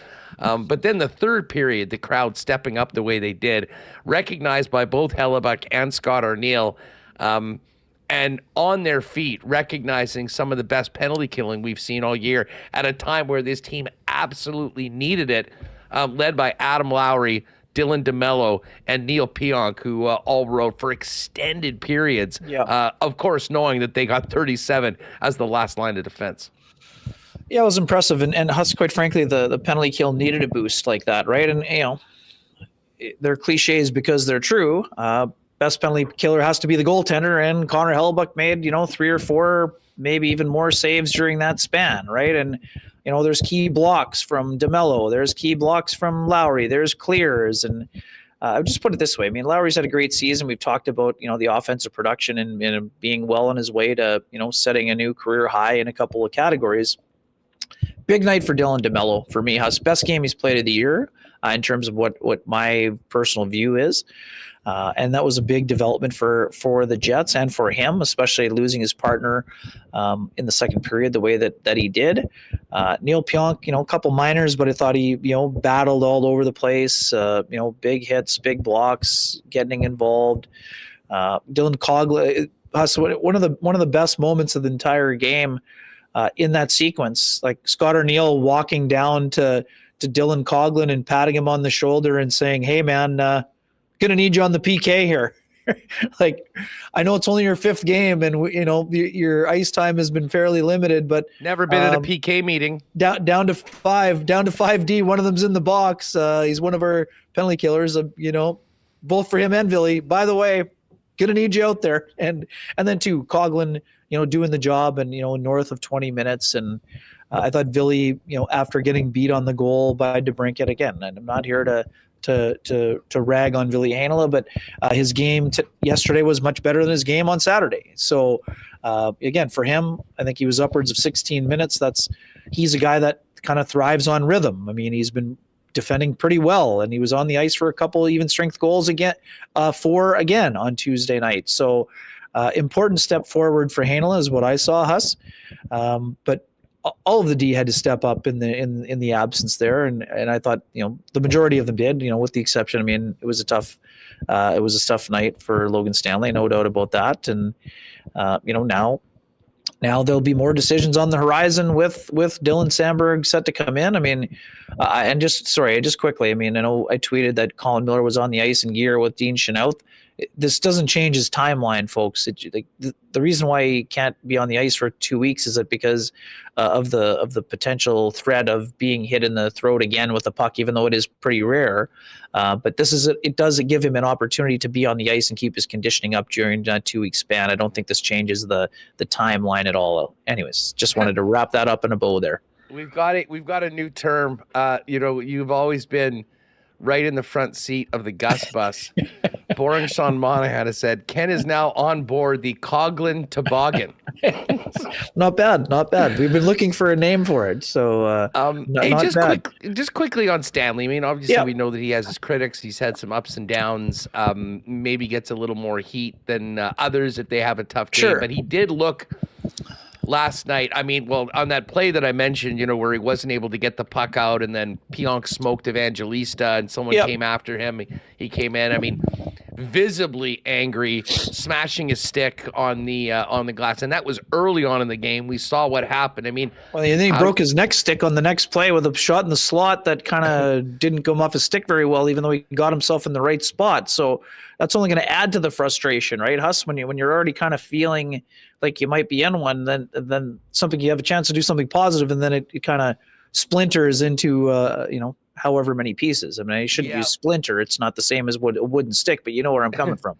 No, exactly. I mean, he looked really frustrated, and then things kind of snowballed later on in the game with the unfortunate rebound off him in the net, and then the 4-minute penalty where he served up that stick right into and got toe dragged first, right? I mean, again, you're just sort of like, man, like it's one of those the things were kind of, the toboggan. It was definitely going downhill, and there were a few bumps and wobbles that went along with it for sure. Well, I just mentioned that knowing that he's had a spot higher up the depth chart, I think, based on playing time so far this season. Now, and maybe things. Listen. Praying Josh Morrissey doesn't miss time. Colin Miller's out for 2 weeks, which maybe buys those guys a little bit more time. But Dylan Samberg's coming back. Yep. Dylan Coughlin has been acquitting himself quite well. I mean, just right now as we get into the second half of the season with the impending return of Samberg, what do you make of the competition amongst the D overall, knowing that there are a few guys in Fleury and Miller who I think will be part of the mix when they return, still out of the lineup?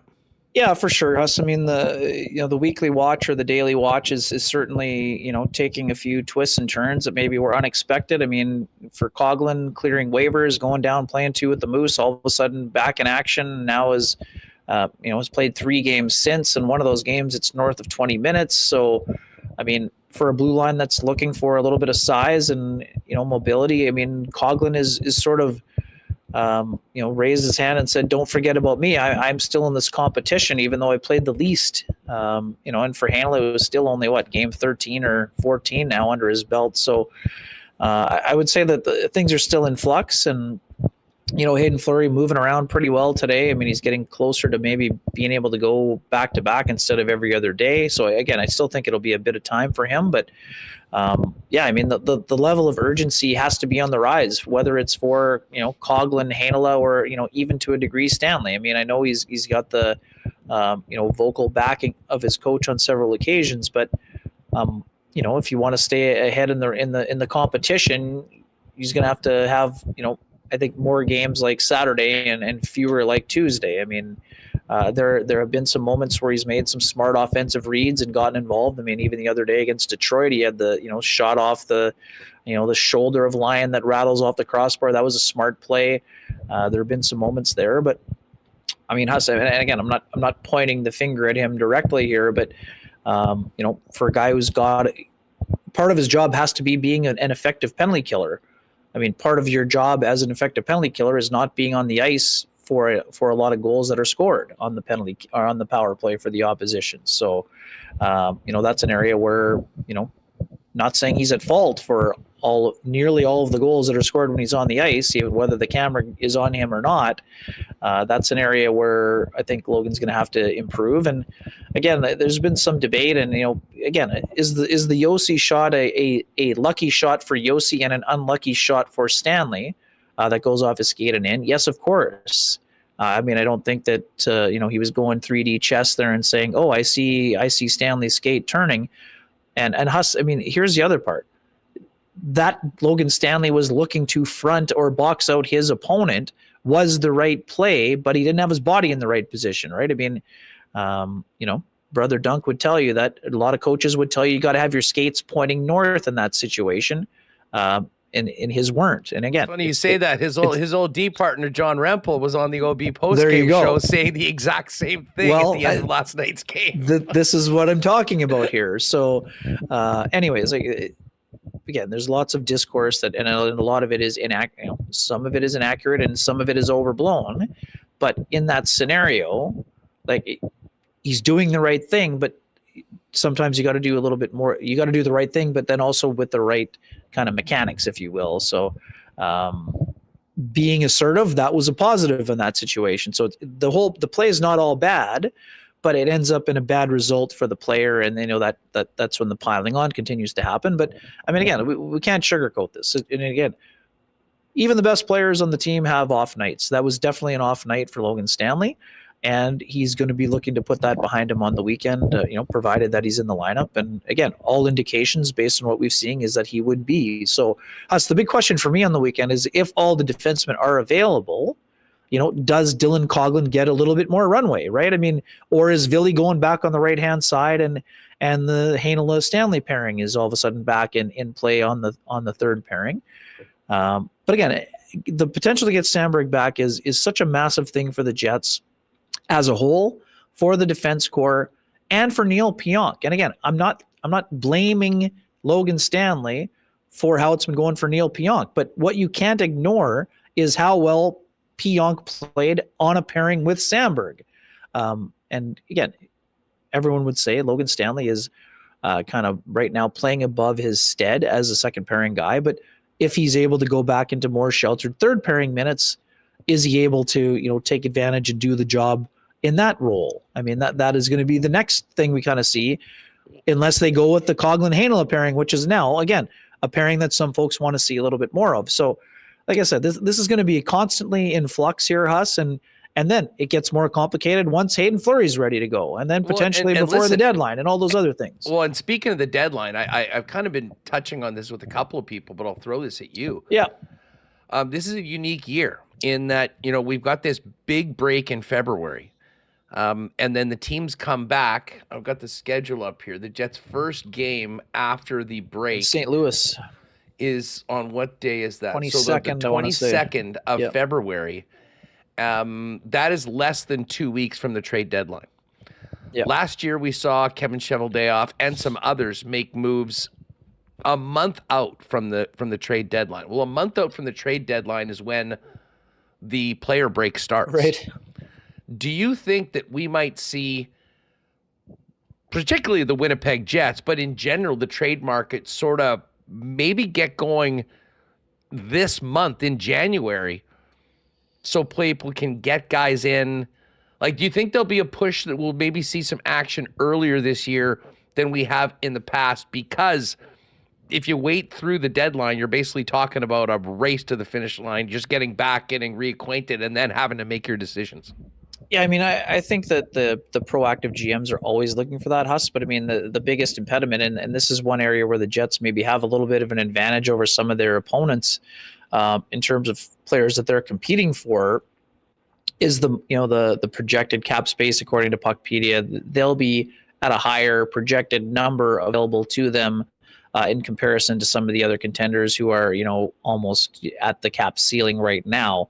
Now, a lot of the injuries for the Jets have complicated that and maybe shrunk the number a little bit. But, again, do I think Kevin Cheveldayoff's making calls and looking? Yes, Huss. But the problem for Kevin Cheveldayoff and other GMs is that there aren't a lot of teams that are already in that eliminated stage or ready to admit that they're out of contention here. So I think that they'll certainly be looking. But, again, I mean, look at yesterday's game, Huss. I mean, Luke Shen, that would be a guy who maybe potentially on the radar, big-bodied right-hand shot defenseman, Stanley Cup experience, worked with Adam Oates, so he'd have some familiarity with some of the Jets guys who work with Adam Oates, leading the NHL in hits among defensemen. Jeremy Lauzon didn't play last night, but he'd be a guy that could maybe add a little bit more of a bruising, penalty-killing quality on the left-hand side.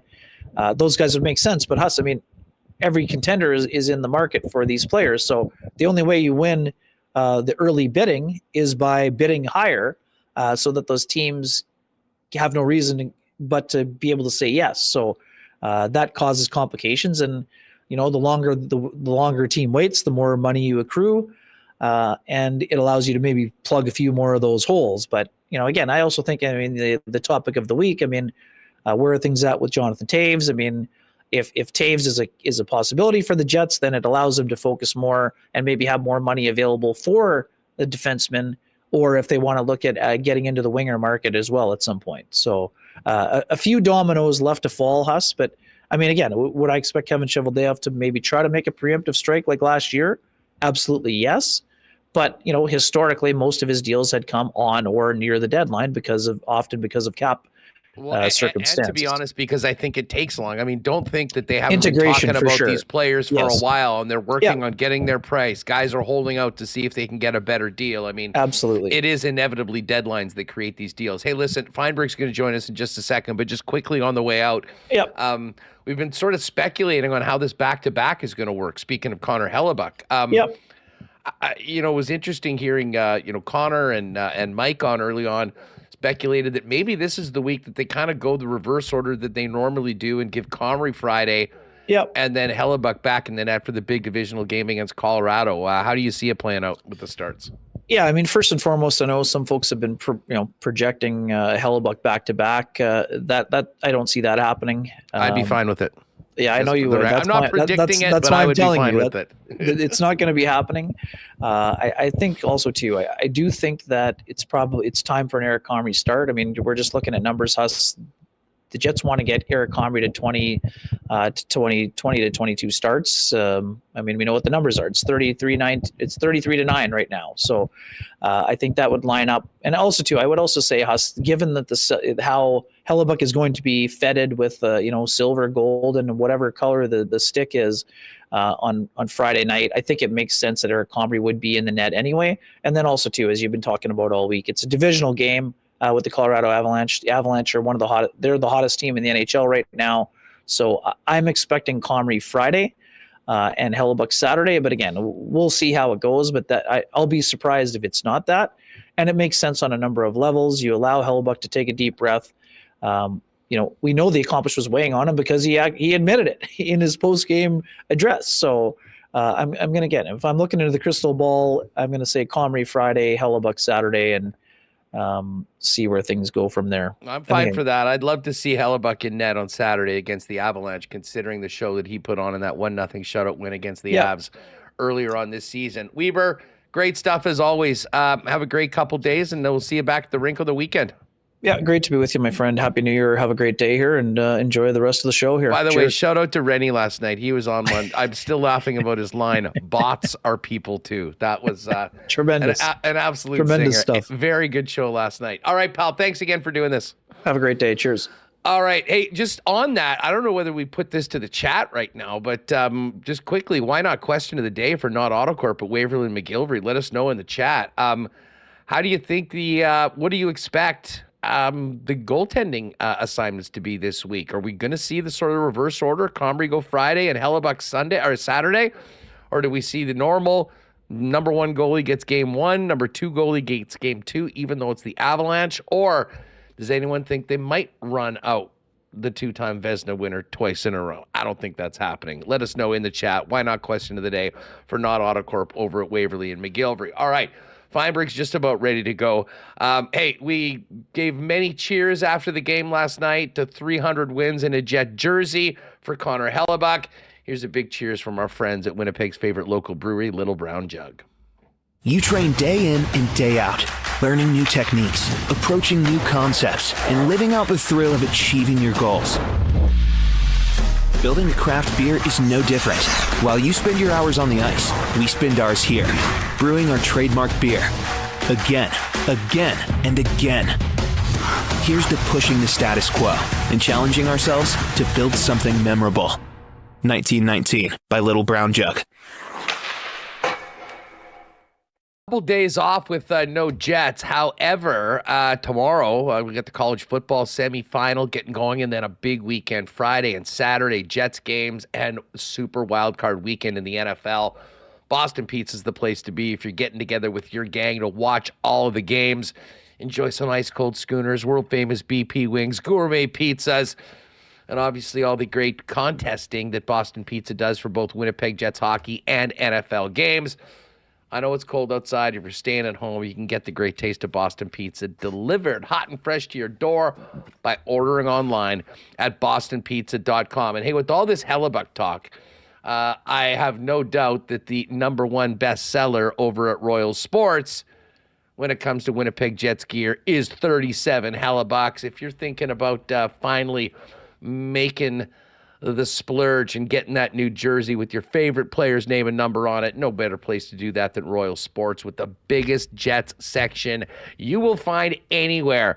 Hats, hoodies, tees, jackets, and of course, all the jerseys waiting for you at Royal Sports, exclusive bomber gear, all the NFL merch, Major League Baseball, NBA, international soccer, the exclusive line of Jets hats on the new wall that they put together. Check that out if you haven't seen it already. And of course, for over 40 years, the hockey superstore in town. 750 Pembina Highway is where you'll find them. Check them out online as well. Instagram at Royal Sports Winnipeg for the latest merchandise drops and sale information. All right, the Chargers are back in the playoffs. The TGL launched last night. A perfect day to welcome in my guy, Geoff Fienberg. You can talk and hear him weekly, yucking it up with the fellas over on the Mayo Media Network, and he's got his game face on already for the playoffs. Fienberg, what's going on? How are you? I'm doing well, Huss. He still as a Chargers fan. It might seem like it's different to everyone else. I got so many battle wounds that I will always expect the worst thing to happen at all moments. So you guys are road favorites going into Houston. You got the 5 seed. You got to be fired up right now. I haven't felt any sort of I've enjoyed the season so much. There hasn't been a single moment where I felt like an ounce of an expectation for anything. And now there's like a bit of an expectation. I'm not going to lie. There's the dark passenger on my shoulder that keeps reminding me of these things. Herbert better win this game. If Herbert's the quarterback you think he is, you got to win this game. But they're very healthy, Hustler. They've had a lot of injury luck this year. Like, you think about any Charger that you know and the ones you don't know, but the whole, like, first and second layer of this football team hasn't missed much time. They've had incredible turnover luck, which I would say a lot of it they've created on their own with being so disciplined with the football and being able to take it away from others. And CJ Stroud has just been not very good since about week 6. And that's not even my opinion. That bears itself out in the metrics. Like, he is with the dregs of the league in terms of how his metrics stand out since about week 6, Huss. So that's something I got going for me as a Charger fan. But the Texans play really good defense. They got elite pass rush. They got a high-end secondary.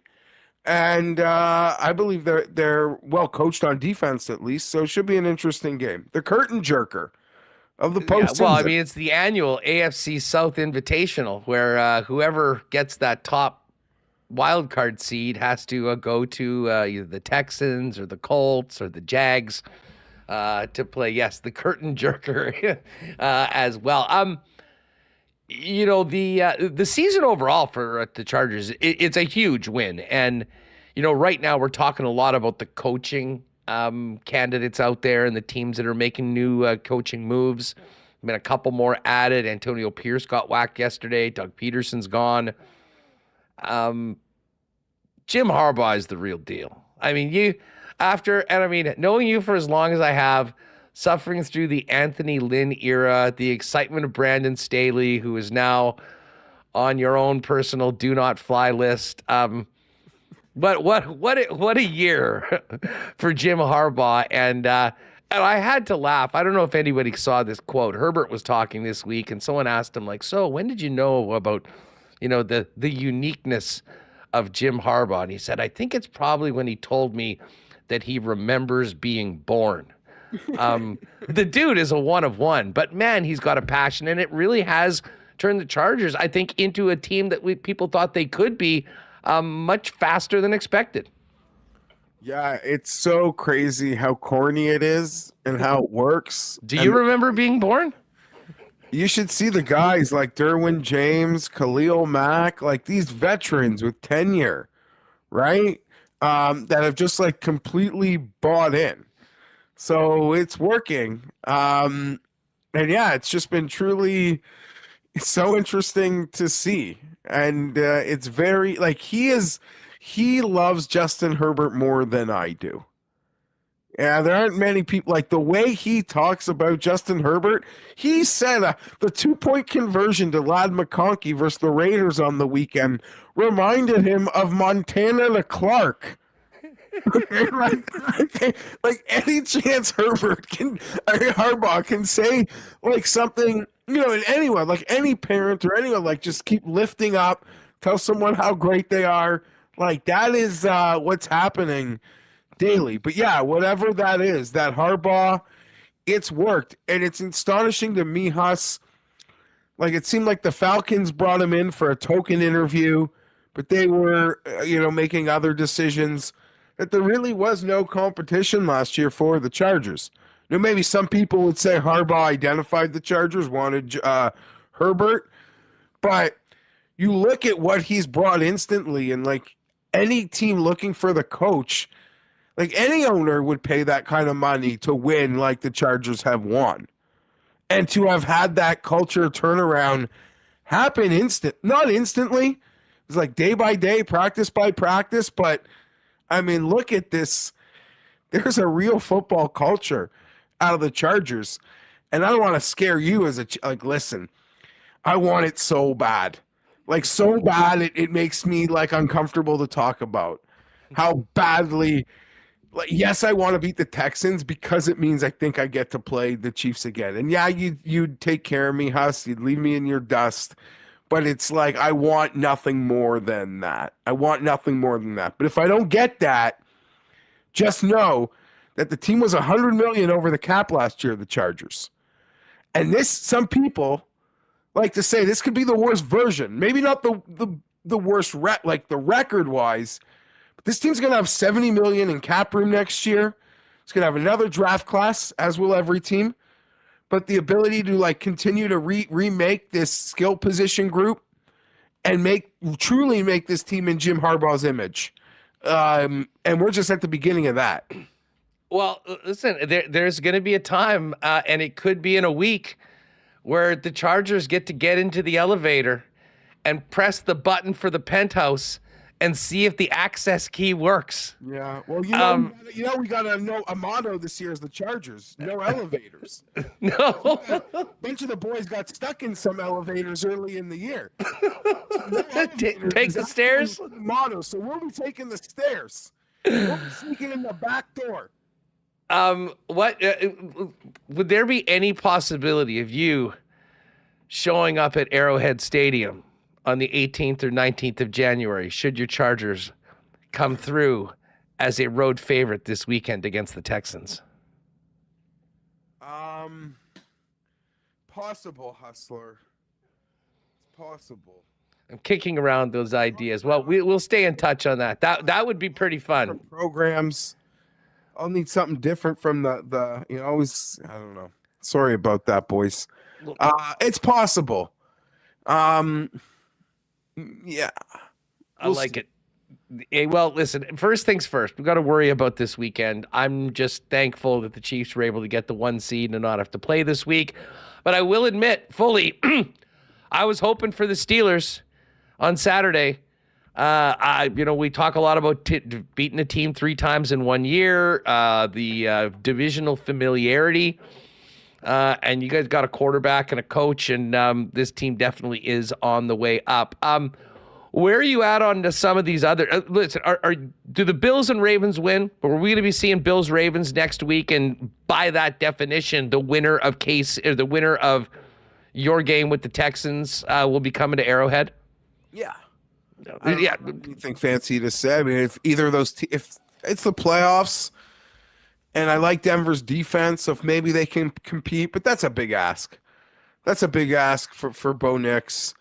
And you could see that game getting out of hand in Pittsburgh. Like, the only thing I could say positive about them at this moment is, like, they can always count on a little bit of Tomlin voodoo, and there's familiarity with the division rivalry, but I have no expectation of them winning that football game. NFC is pretty wide open. What do you make of this Packer-Eagle game? Like, let's assume that Jalen Hurts plays. He was supposed to be back at practice today. There's going to be an injury update afterwards. Where are you at on the Packers' ability to be in it with Philly? Let's not forget, these two teams played a pretty fun shootout in the first game of the season in Brazil. And now in the 2-7 game at the Link, the Packers will try to start the journey as the low seed in the NFC. I like the Eagles. I'm confident Jalen Hurts will get out of that concussion protocol. I'm going to lay the points there. That might be my favorite bet of all the games, to be honest, Huss. I do have an Eagles Super Bowl future from before the season, so that could be clouding my judgment. But I really do like this team. would trust their ability to run the ball. Even if, at least in this game, even if Hurts was banged up. Hopefully not, though. Hopefully not, because that'd be a big X factor. But yeah, Eagles laying those points might be my favorite wild card round bet. What do you think of the Bucks Commanders game? And I'll ask you with the knowledge that I listen. Baker Mayfield has absolutely no fear. I think if they get through this game, they'll be playing with house money. They're the one team that's beaten the Detroit Lions in Detroit this year. I actually do think that Baker and his team can wake up feeling dangerous in the playoffs. But, of course, Jaden Daniels had an incredible rookie season, and they'll be looking to stop that. What do you make of the night game on Sunday? I don't really have an opinion on it. Every time I talk about it, like, I feel like my opinion will come to me. I just like to piggyback off what you said. The best story in the NFL in like a 2-year window is Baker Mayfield. It's incredible. So I'm rooting for Baker Mayfield a lot. I feel like I will end up rooting for Baker Mayfield when watching this football game. And much like Denver, I mean, Washington has a much better chance of winning the game. But if Washington or Denver like lose this weekend, you're almost just gonna sit on your couch, like give them a round of applause, like good season, boys, like hell of a season. Like who'd have seen you being here? So I guess those are my thoughts. Not to say Washington couldn't punch Tampa in the mouth. They have deficiencies in the secondary. Feels not nearly as big of an ask of Jaden Daniels as it will be for Bo Nix. But I won't be able to resist, I think, rooting for Baker Mayfield. Hey, just as an aside, is there a bigger miss in the last couple of years, considering their quarterback situation, than the Pittsburgh Steelers not jumping on Baker after he got whacked from Cleveland? Like, what would the Steelers look like right now with Baker as their quarterback on a relatively team-friendly deal, which was there first, and he signed another one, even though it was still $33.5 million with the Buccaneers? Yeah, I mean, they weren't in the division too. Like, they weren't the only ones. Baker sort of bounced around a bit. I'm not really gonna want to fault Pittsburgh too bad. Like, I certainly didn't see this part of Baker happening. Pittsburgh's an interesting case study. I know, like, from the outside, we all love Mike Tomlin. I love Mike Tomlin, but you could see why, like, Steeler fan might accept that the grass might not be greener on the other side while simultaneously like really wanting off this freaking ride. If that makes any sense, Huss. Like, I don't know. They're like the same team every year. And that's a compliment in one way, but in other ways it's like not. It's not. So I feel like Football Guy will understand sort of where I'm getting at here. But that's easy to say if your team's got a head coach or not. Well, I'm really I'm in for any time the Pittsburgh Steelers and the Baltimore Ravens play. I mean, to me, it is the rivalry in the NFL and has been for the better part of the last 15 years. Oh, the Chiefs have a few good ones now. I see some more complaining coming out of Cincy that the Chiefs didn't roll out the starters to help them get into the playoffs, but that is a real rivalry, a lot of hate and a lot of hurt between those teams. And to me, it's a big number for that rivalry that Pittsburgh, has historically under Mike Tomlin and Jim Harbaugh kind of owned that rivalry. But certainly, I think Baltimore is the better team. Well, good luck to the Bolts. I hope it comes to fruition that we'll have some fun conversations next week, getting ready for what would be amazing. But listen, while we're here, I have to ask you about golf. The golf season's back again Mondays. Make sure to check out Mayo Media Network. Jeff and Pat doing their weekly golf picks. Just about as much fun and nonsense as you'll get through the football season when Tim joins them for the football shows. But the TGL debuted last night. We're 1-0 as TGL bettors, riding with you guys on the Bay at even money. But what did you think about just the show overall, and what we saw on television last night, and how this moves forward? What did you think? For a first night, I thought it was a good success. It'll be interesting, like how people will feel after a few months of it or a couple weeks. But I think they did a really good job on the first night. And they were able to have a successful first night without even having to have Tiger or Rory hit a golf club, which means I think there'll be a lot of intrigue for other nights to come, which is good. I think it might have been a little long. I think it could be like a little bit tighter. And I think there's like any more elements where you can make it more like the holes like video game-esque, right? I know they had like the lava element, things that like look like a Super Mario or a Sonic the Hedgehog, like just a video game sort of world that a lot of us, flirting with boomers are familiar with. I think that is a different. And I think it's good for younger fans too. Like, I think there's some people that might not be golf hardened. They might have played, they might have gone to Top Golf and swung a club a few times, but then they see something like that that's so visually appealing and kind of just cool and interesting. I wouldn't be surprised if they get more young eyeballs on it, and then with that can actually market the personalities of some of these guys that frankly come off as stiffs more often than not when they're playing on Sundays. Certainly. I mean, getting their personalities out there will be key. The guys know, I think that is imperative. I've seen a lot of like really funny suggestions or ideas like getting like the crowd involved more, like cheering or into it. Almost like a European darts look, but almost like it's getting the full push from like ESPN, which always seems to help. And it does seem like, as any business, big business does, that they've done a really good job in strong arming might be the wrong word, but like leveraging their business partners, their broadcast partners, to like show this thing. So that I think is that I think is going to help them in a way they probably leverage their broadcast partners to not even go near live. Right. So, just the strength of the PGA Tour. If you asked me a couple days ago, will this thing like see season 3? I would have said no. Now I would maybe change my no to like, I don't think so. Because like that was really good, but the first night, it's kind of easy to impress, but they did a really good job. Well, you made a great point about Tiger and Rory not playing. Now, they did come in. Man, both of those guys look like they've got some extra tread on the tires. I can't believe Rory's 35 right now. I think this last couple of years has put about 10 years on him between what's happening with his wife and Liv and the PGA Tour and all that. But it was interesting that those guys didn't play and weren't the focus of it, although they did come on and kind of provide some commentary and questions. Because it wasn't just about Tiger and Rory last night. You had 6, up-and-comers, some really good younger stars that maybe aren't as known, and it became more about, okay, what the hell are we watching? How does this work? How does the league work? Who's shooting next? What's the hammer? And I think they did a good job of getting all that out. So a lot of people that saw it the first time, I think will have a little bit of a head start when Tiger and Rory do play coming up in these upcoming matches, but I'm here for it. I thought it was really cool.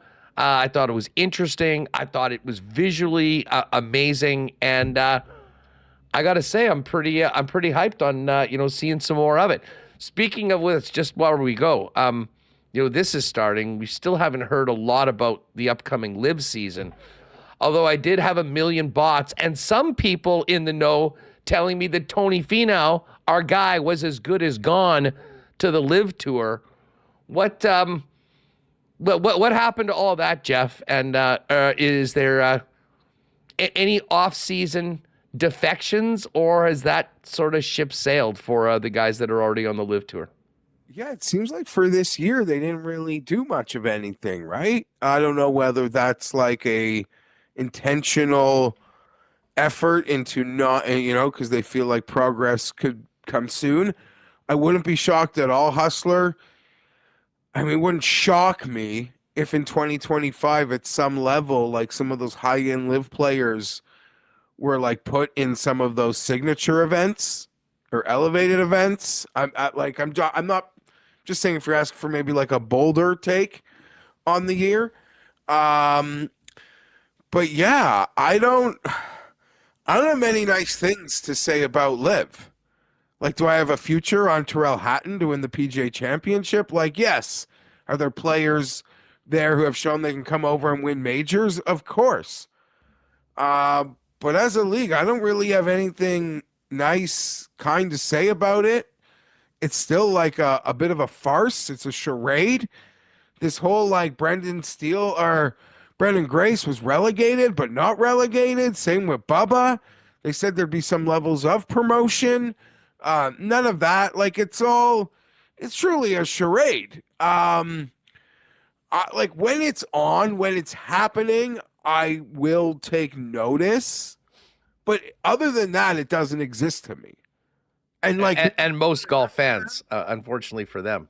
But like at the same time, like no, if like I'm self-aware enough to know, like there's a lot of players there who I like to watch golf.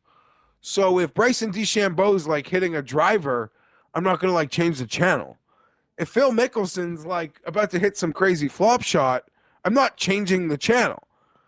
And then that's gonna lead to getting to see a Neiman shot or a Hatton shot or a Cam Smith shot. So DJ. Like there's lots of Brooks. That's granted that it's actually on television and they haven't switched off to a infomercial with 3 holes left in the broadcast, like happened a few times last year. But I'm just saying, like John Rahm, another one, left. I don't think it ended up mattering one iota to the PGA Tour. Like he's a great player. We love John Rahm. If you ask me right now, like for a pick to win the Masters, probably could be John Rahm. Like I think he's that good. And last year he had a lot of distractions. But I don't think the PGA Tour missed him. Like I don't think the ratings are any different whether he would have been there or not. I'm with you. I think it was some serious humble pie for John last year on the course and off the course. But he's got a fat check. But I have no doubts, Hustler, when he would see like he would like everything we know about the puzzle pieces of John Rahm. Like yes, he took the money, but he wanted to be competing against Scottie Scheffler, like a lot on a weekly basis. And maybe he had a bit of an ego to think that him leaving would be like a hyper catalyst for some sort of returning of high-end players, but that hasn't happened. And I still think the PGA's got every piece of so much leverage in this. So we'll see. Hey, just before we go, very quick, who you got this weekend as we return to the PGA Tour Sony Open, and what's your favorite future that someone might want to jump on right now before, like for a major, before we get to swinging it? Yeah, so I guess I mentioned it. So Hatton to win the PGA, just one I'm sitting on. Batchy at like 100 to 1 to win the Masters. It's really all I got in a futures portfolio. As for this week, I swung at 20 to 1 with Tom Kim, Luke Clanton 40, Harry Hall 50. I got an early number on Berger and Thorbjorn at like 80 and 100. So that is my on Berger, eh? Yeah, Can't the quit first that guy that like I left off the card who I wanted to bet, didn't bet, is Canadian Taylor Pendrith. So I didn't bet him, but I obviously think very highly of what he can do this week. He was around like 40 to 1.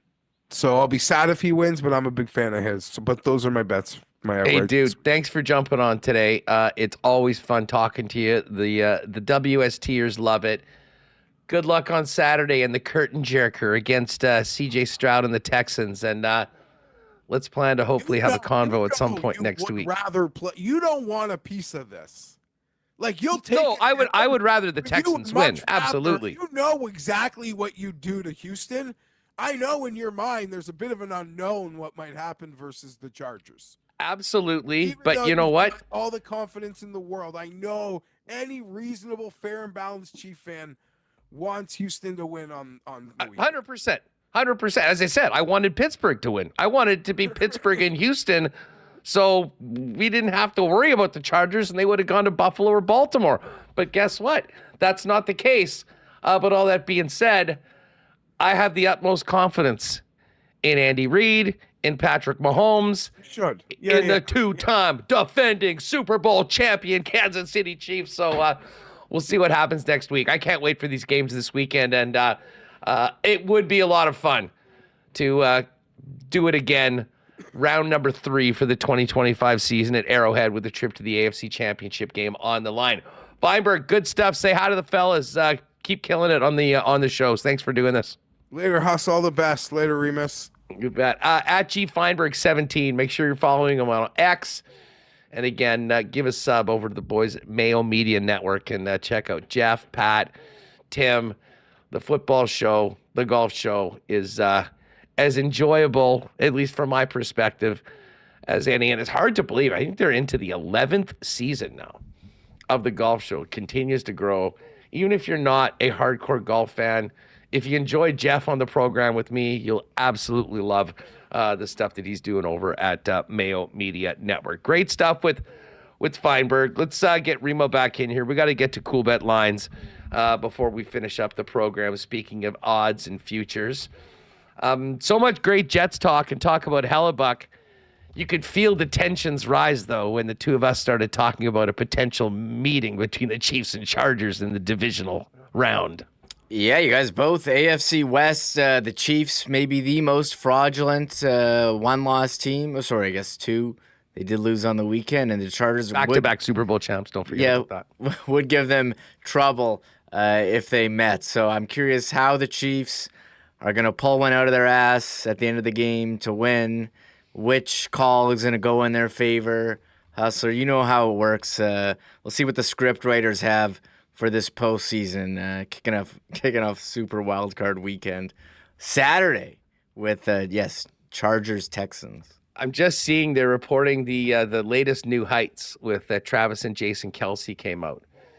And Jason Kelce brought up the speculation that the Chiefs rested many of their starters against the Broncos on Sunday in order to lose and keep the Bengals out of the playoffs. Kelce said, I ain't scared of effing nobody. I wanted them in the effing playoffs. I wanted to slay every dragon one by one like Mortal Kombat. I don't even want this to be like we play the lowest seed. Just give me the best teams. Let's go.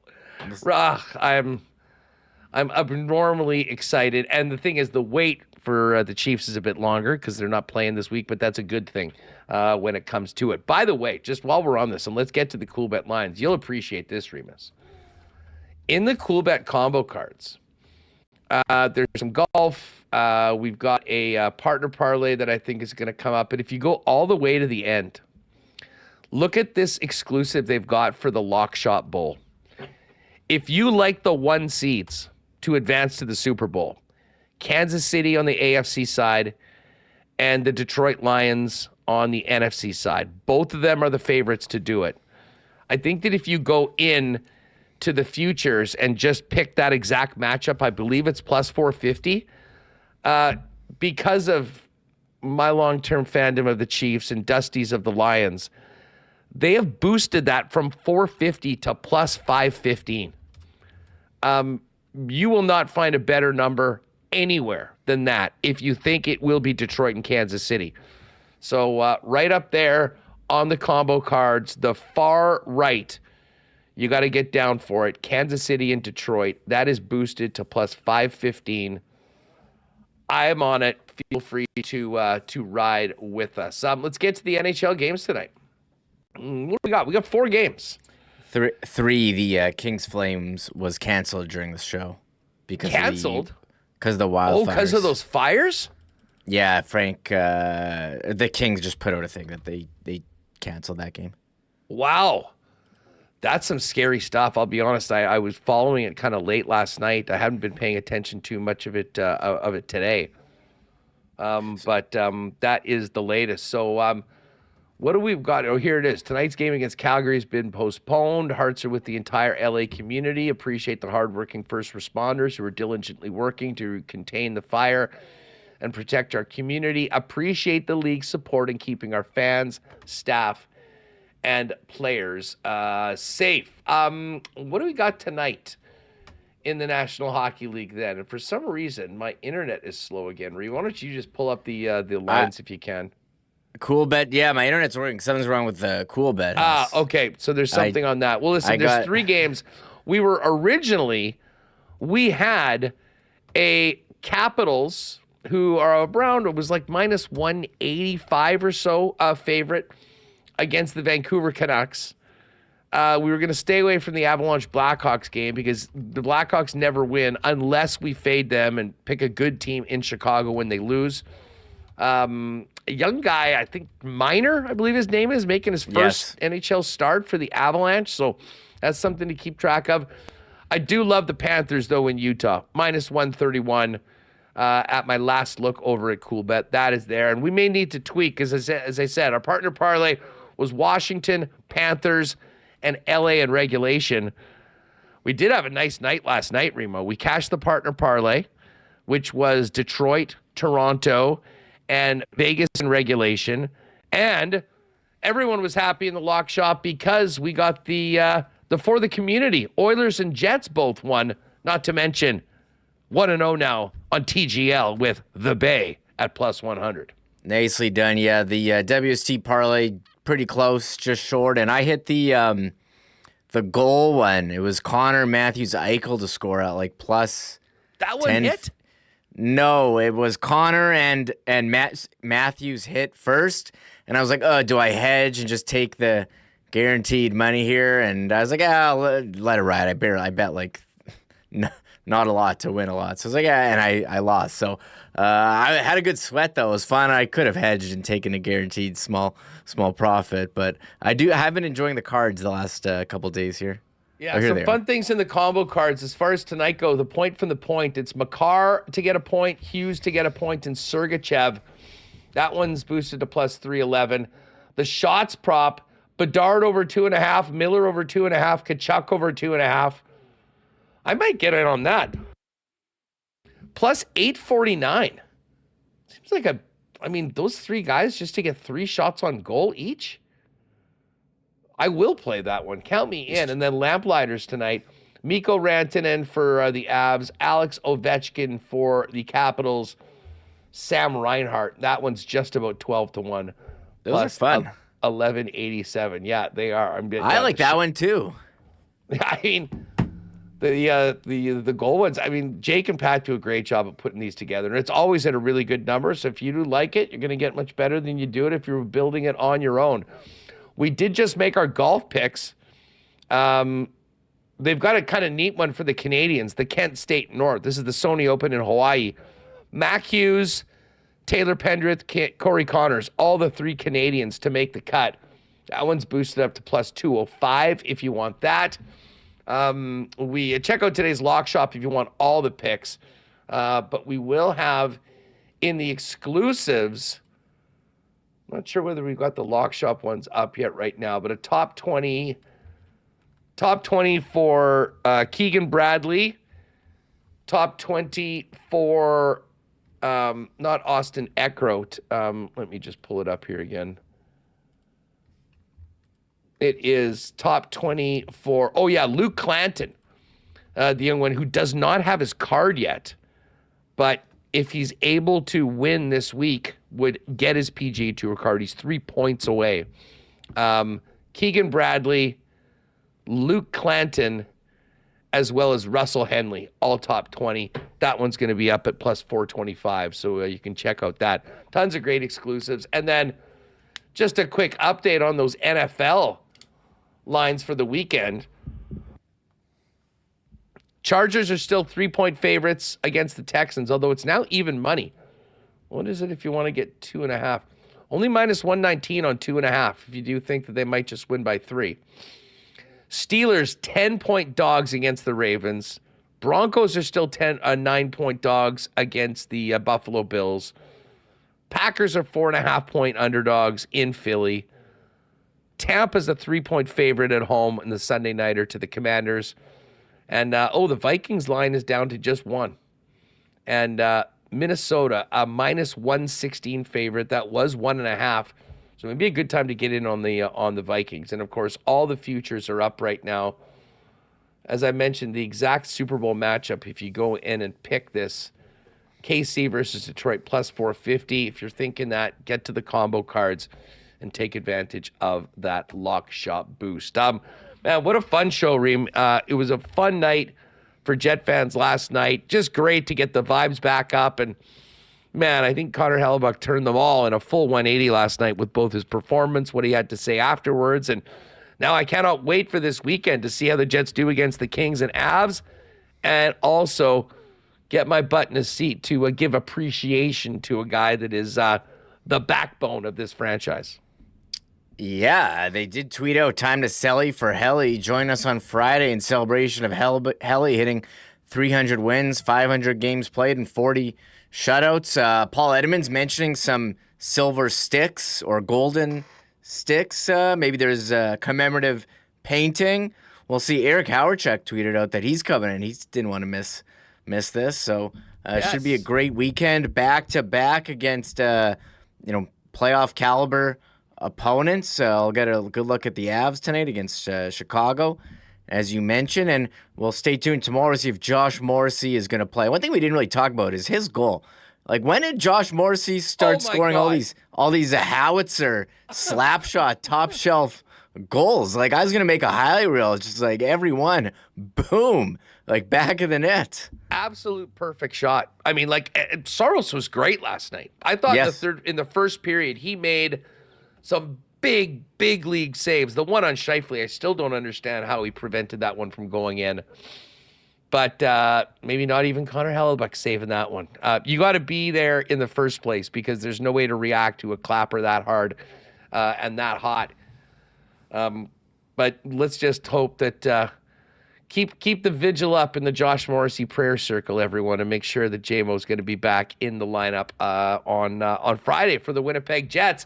And maybe, just maybe, Dylan Samberg will be back too. We should have hopefully a little more clarity tomorrow after the team's full practice. Today was just an optional with many people, even some of the media taking the option today, Reem. But this is a nice time for the Jets. They've had all those back-to-backs, all those crazy runs. Now they're getting into a point where, other than this weekend, only one other back-to-back on the rest of the schedule. And that's good news for a team that's played a lot of hockey so far, but finds them in a pretty nice position when it comes to the NHL standings.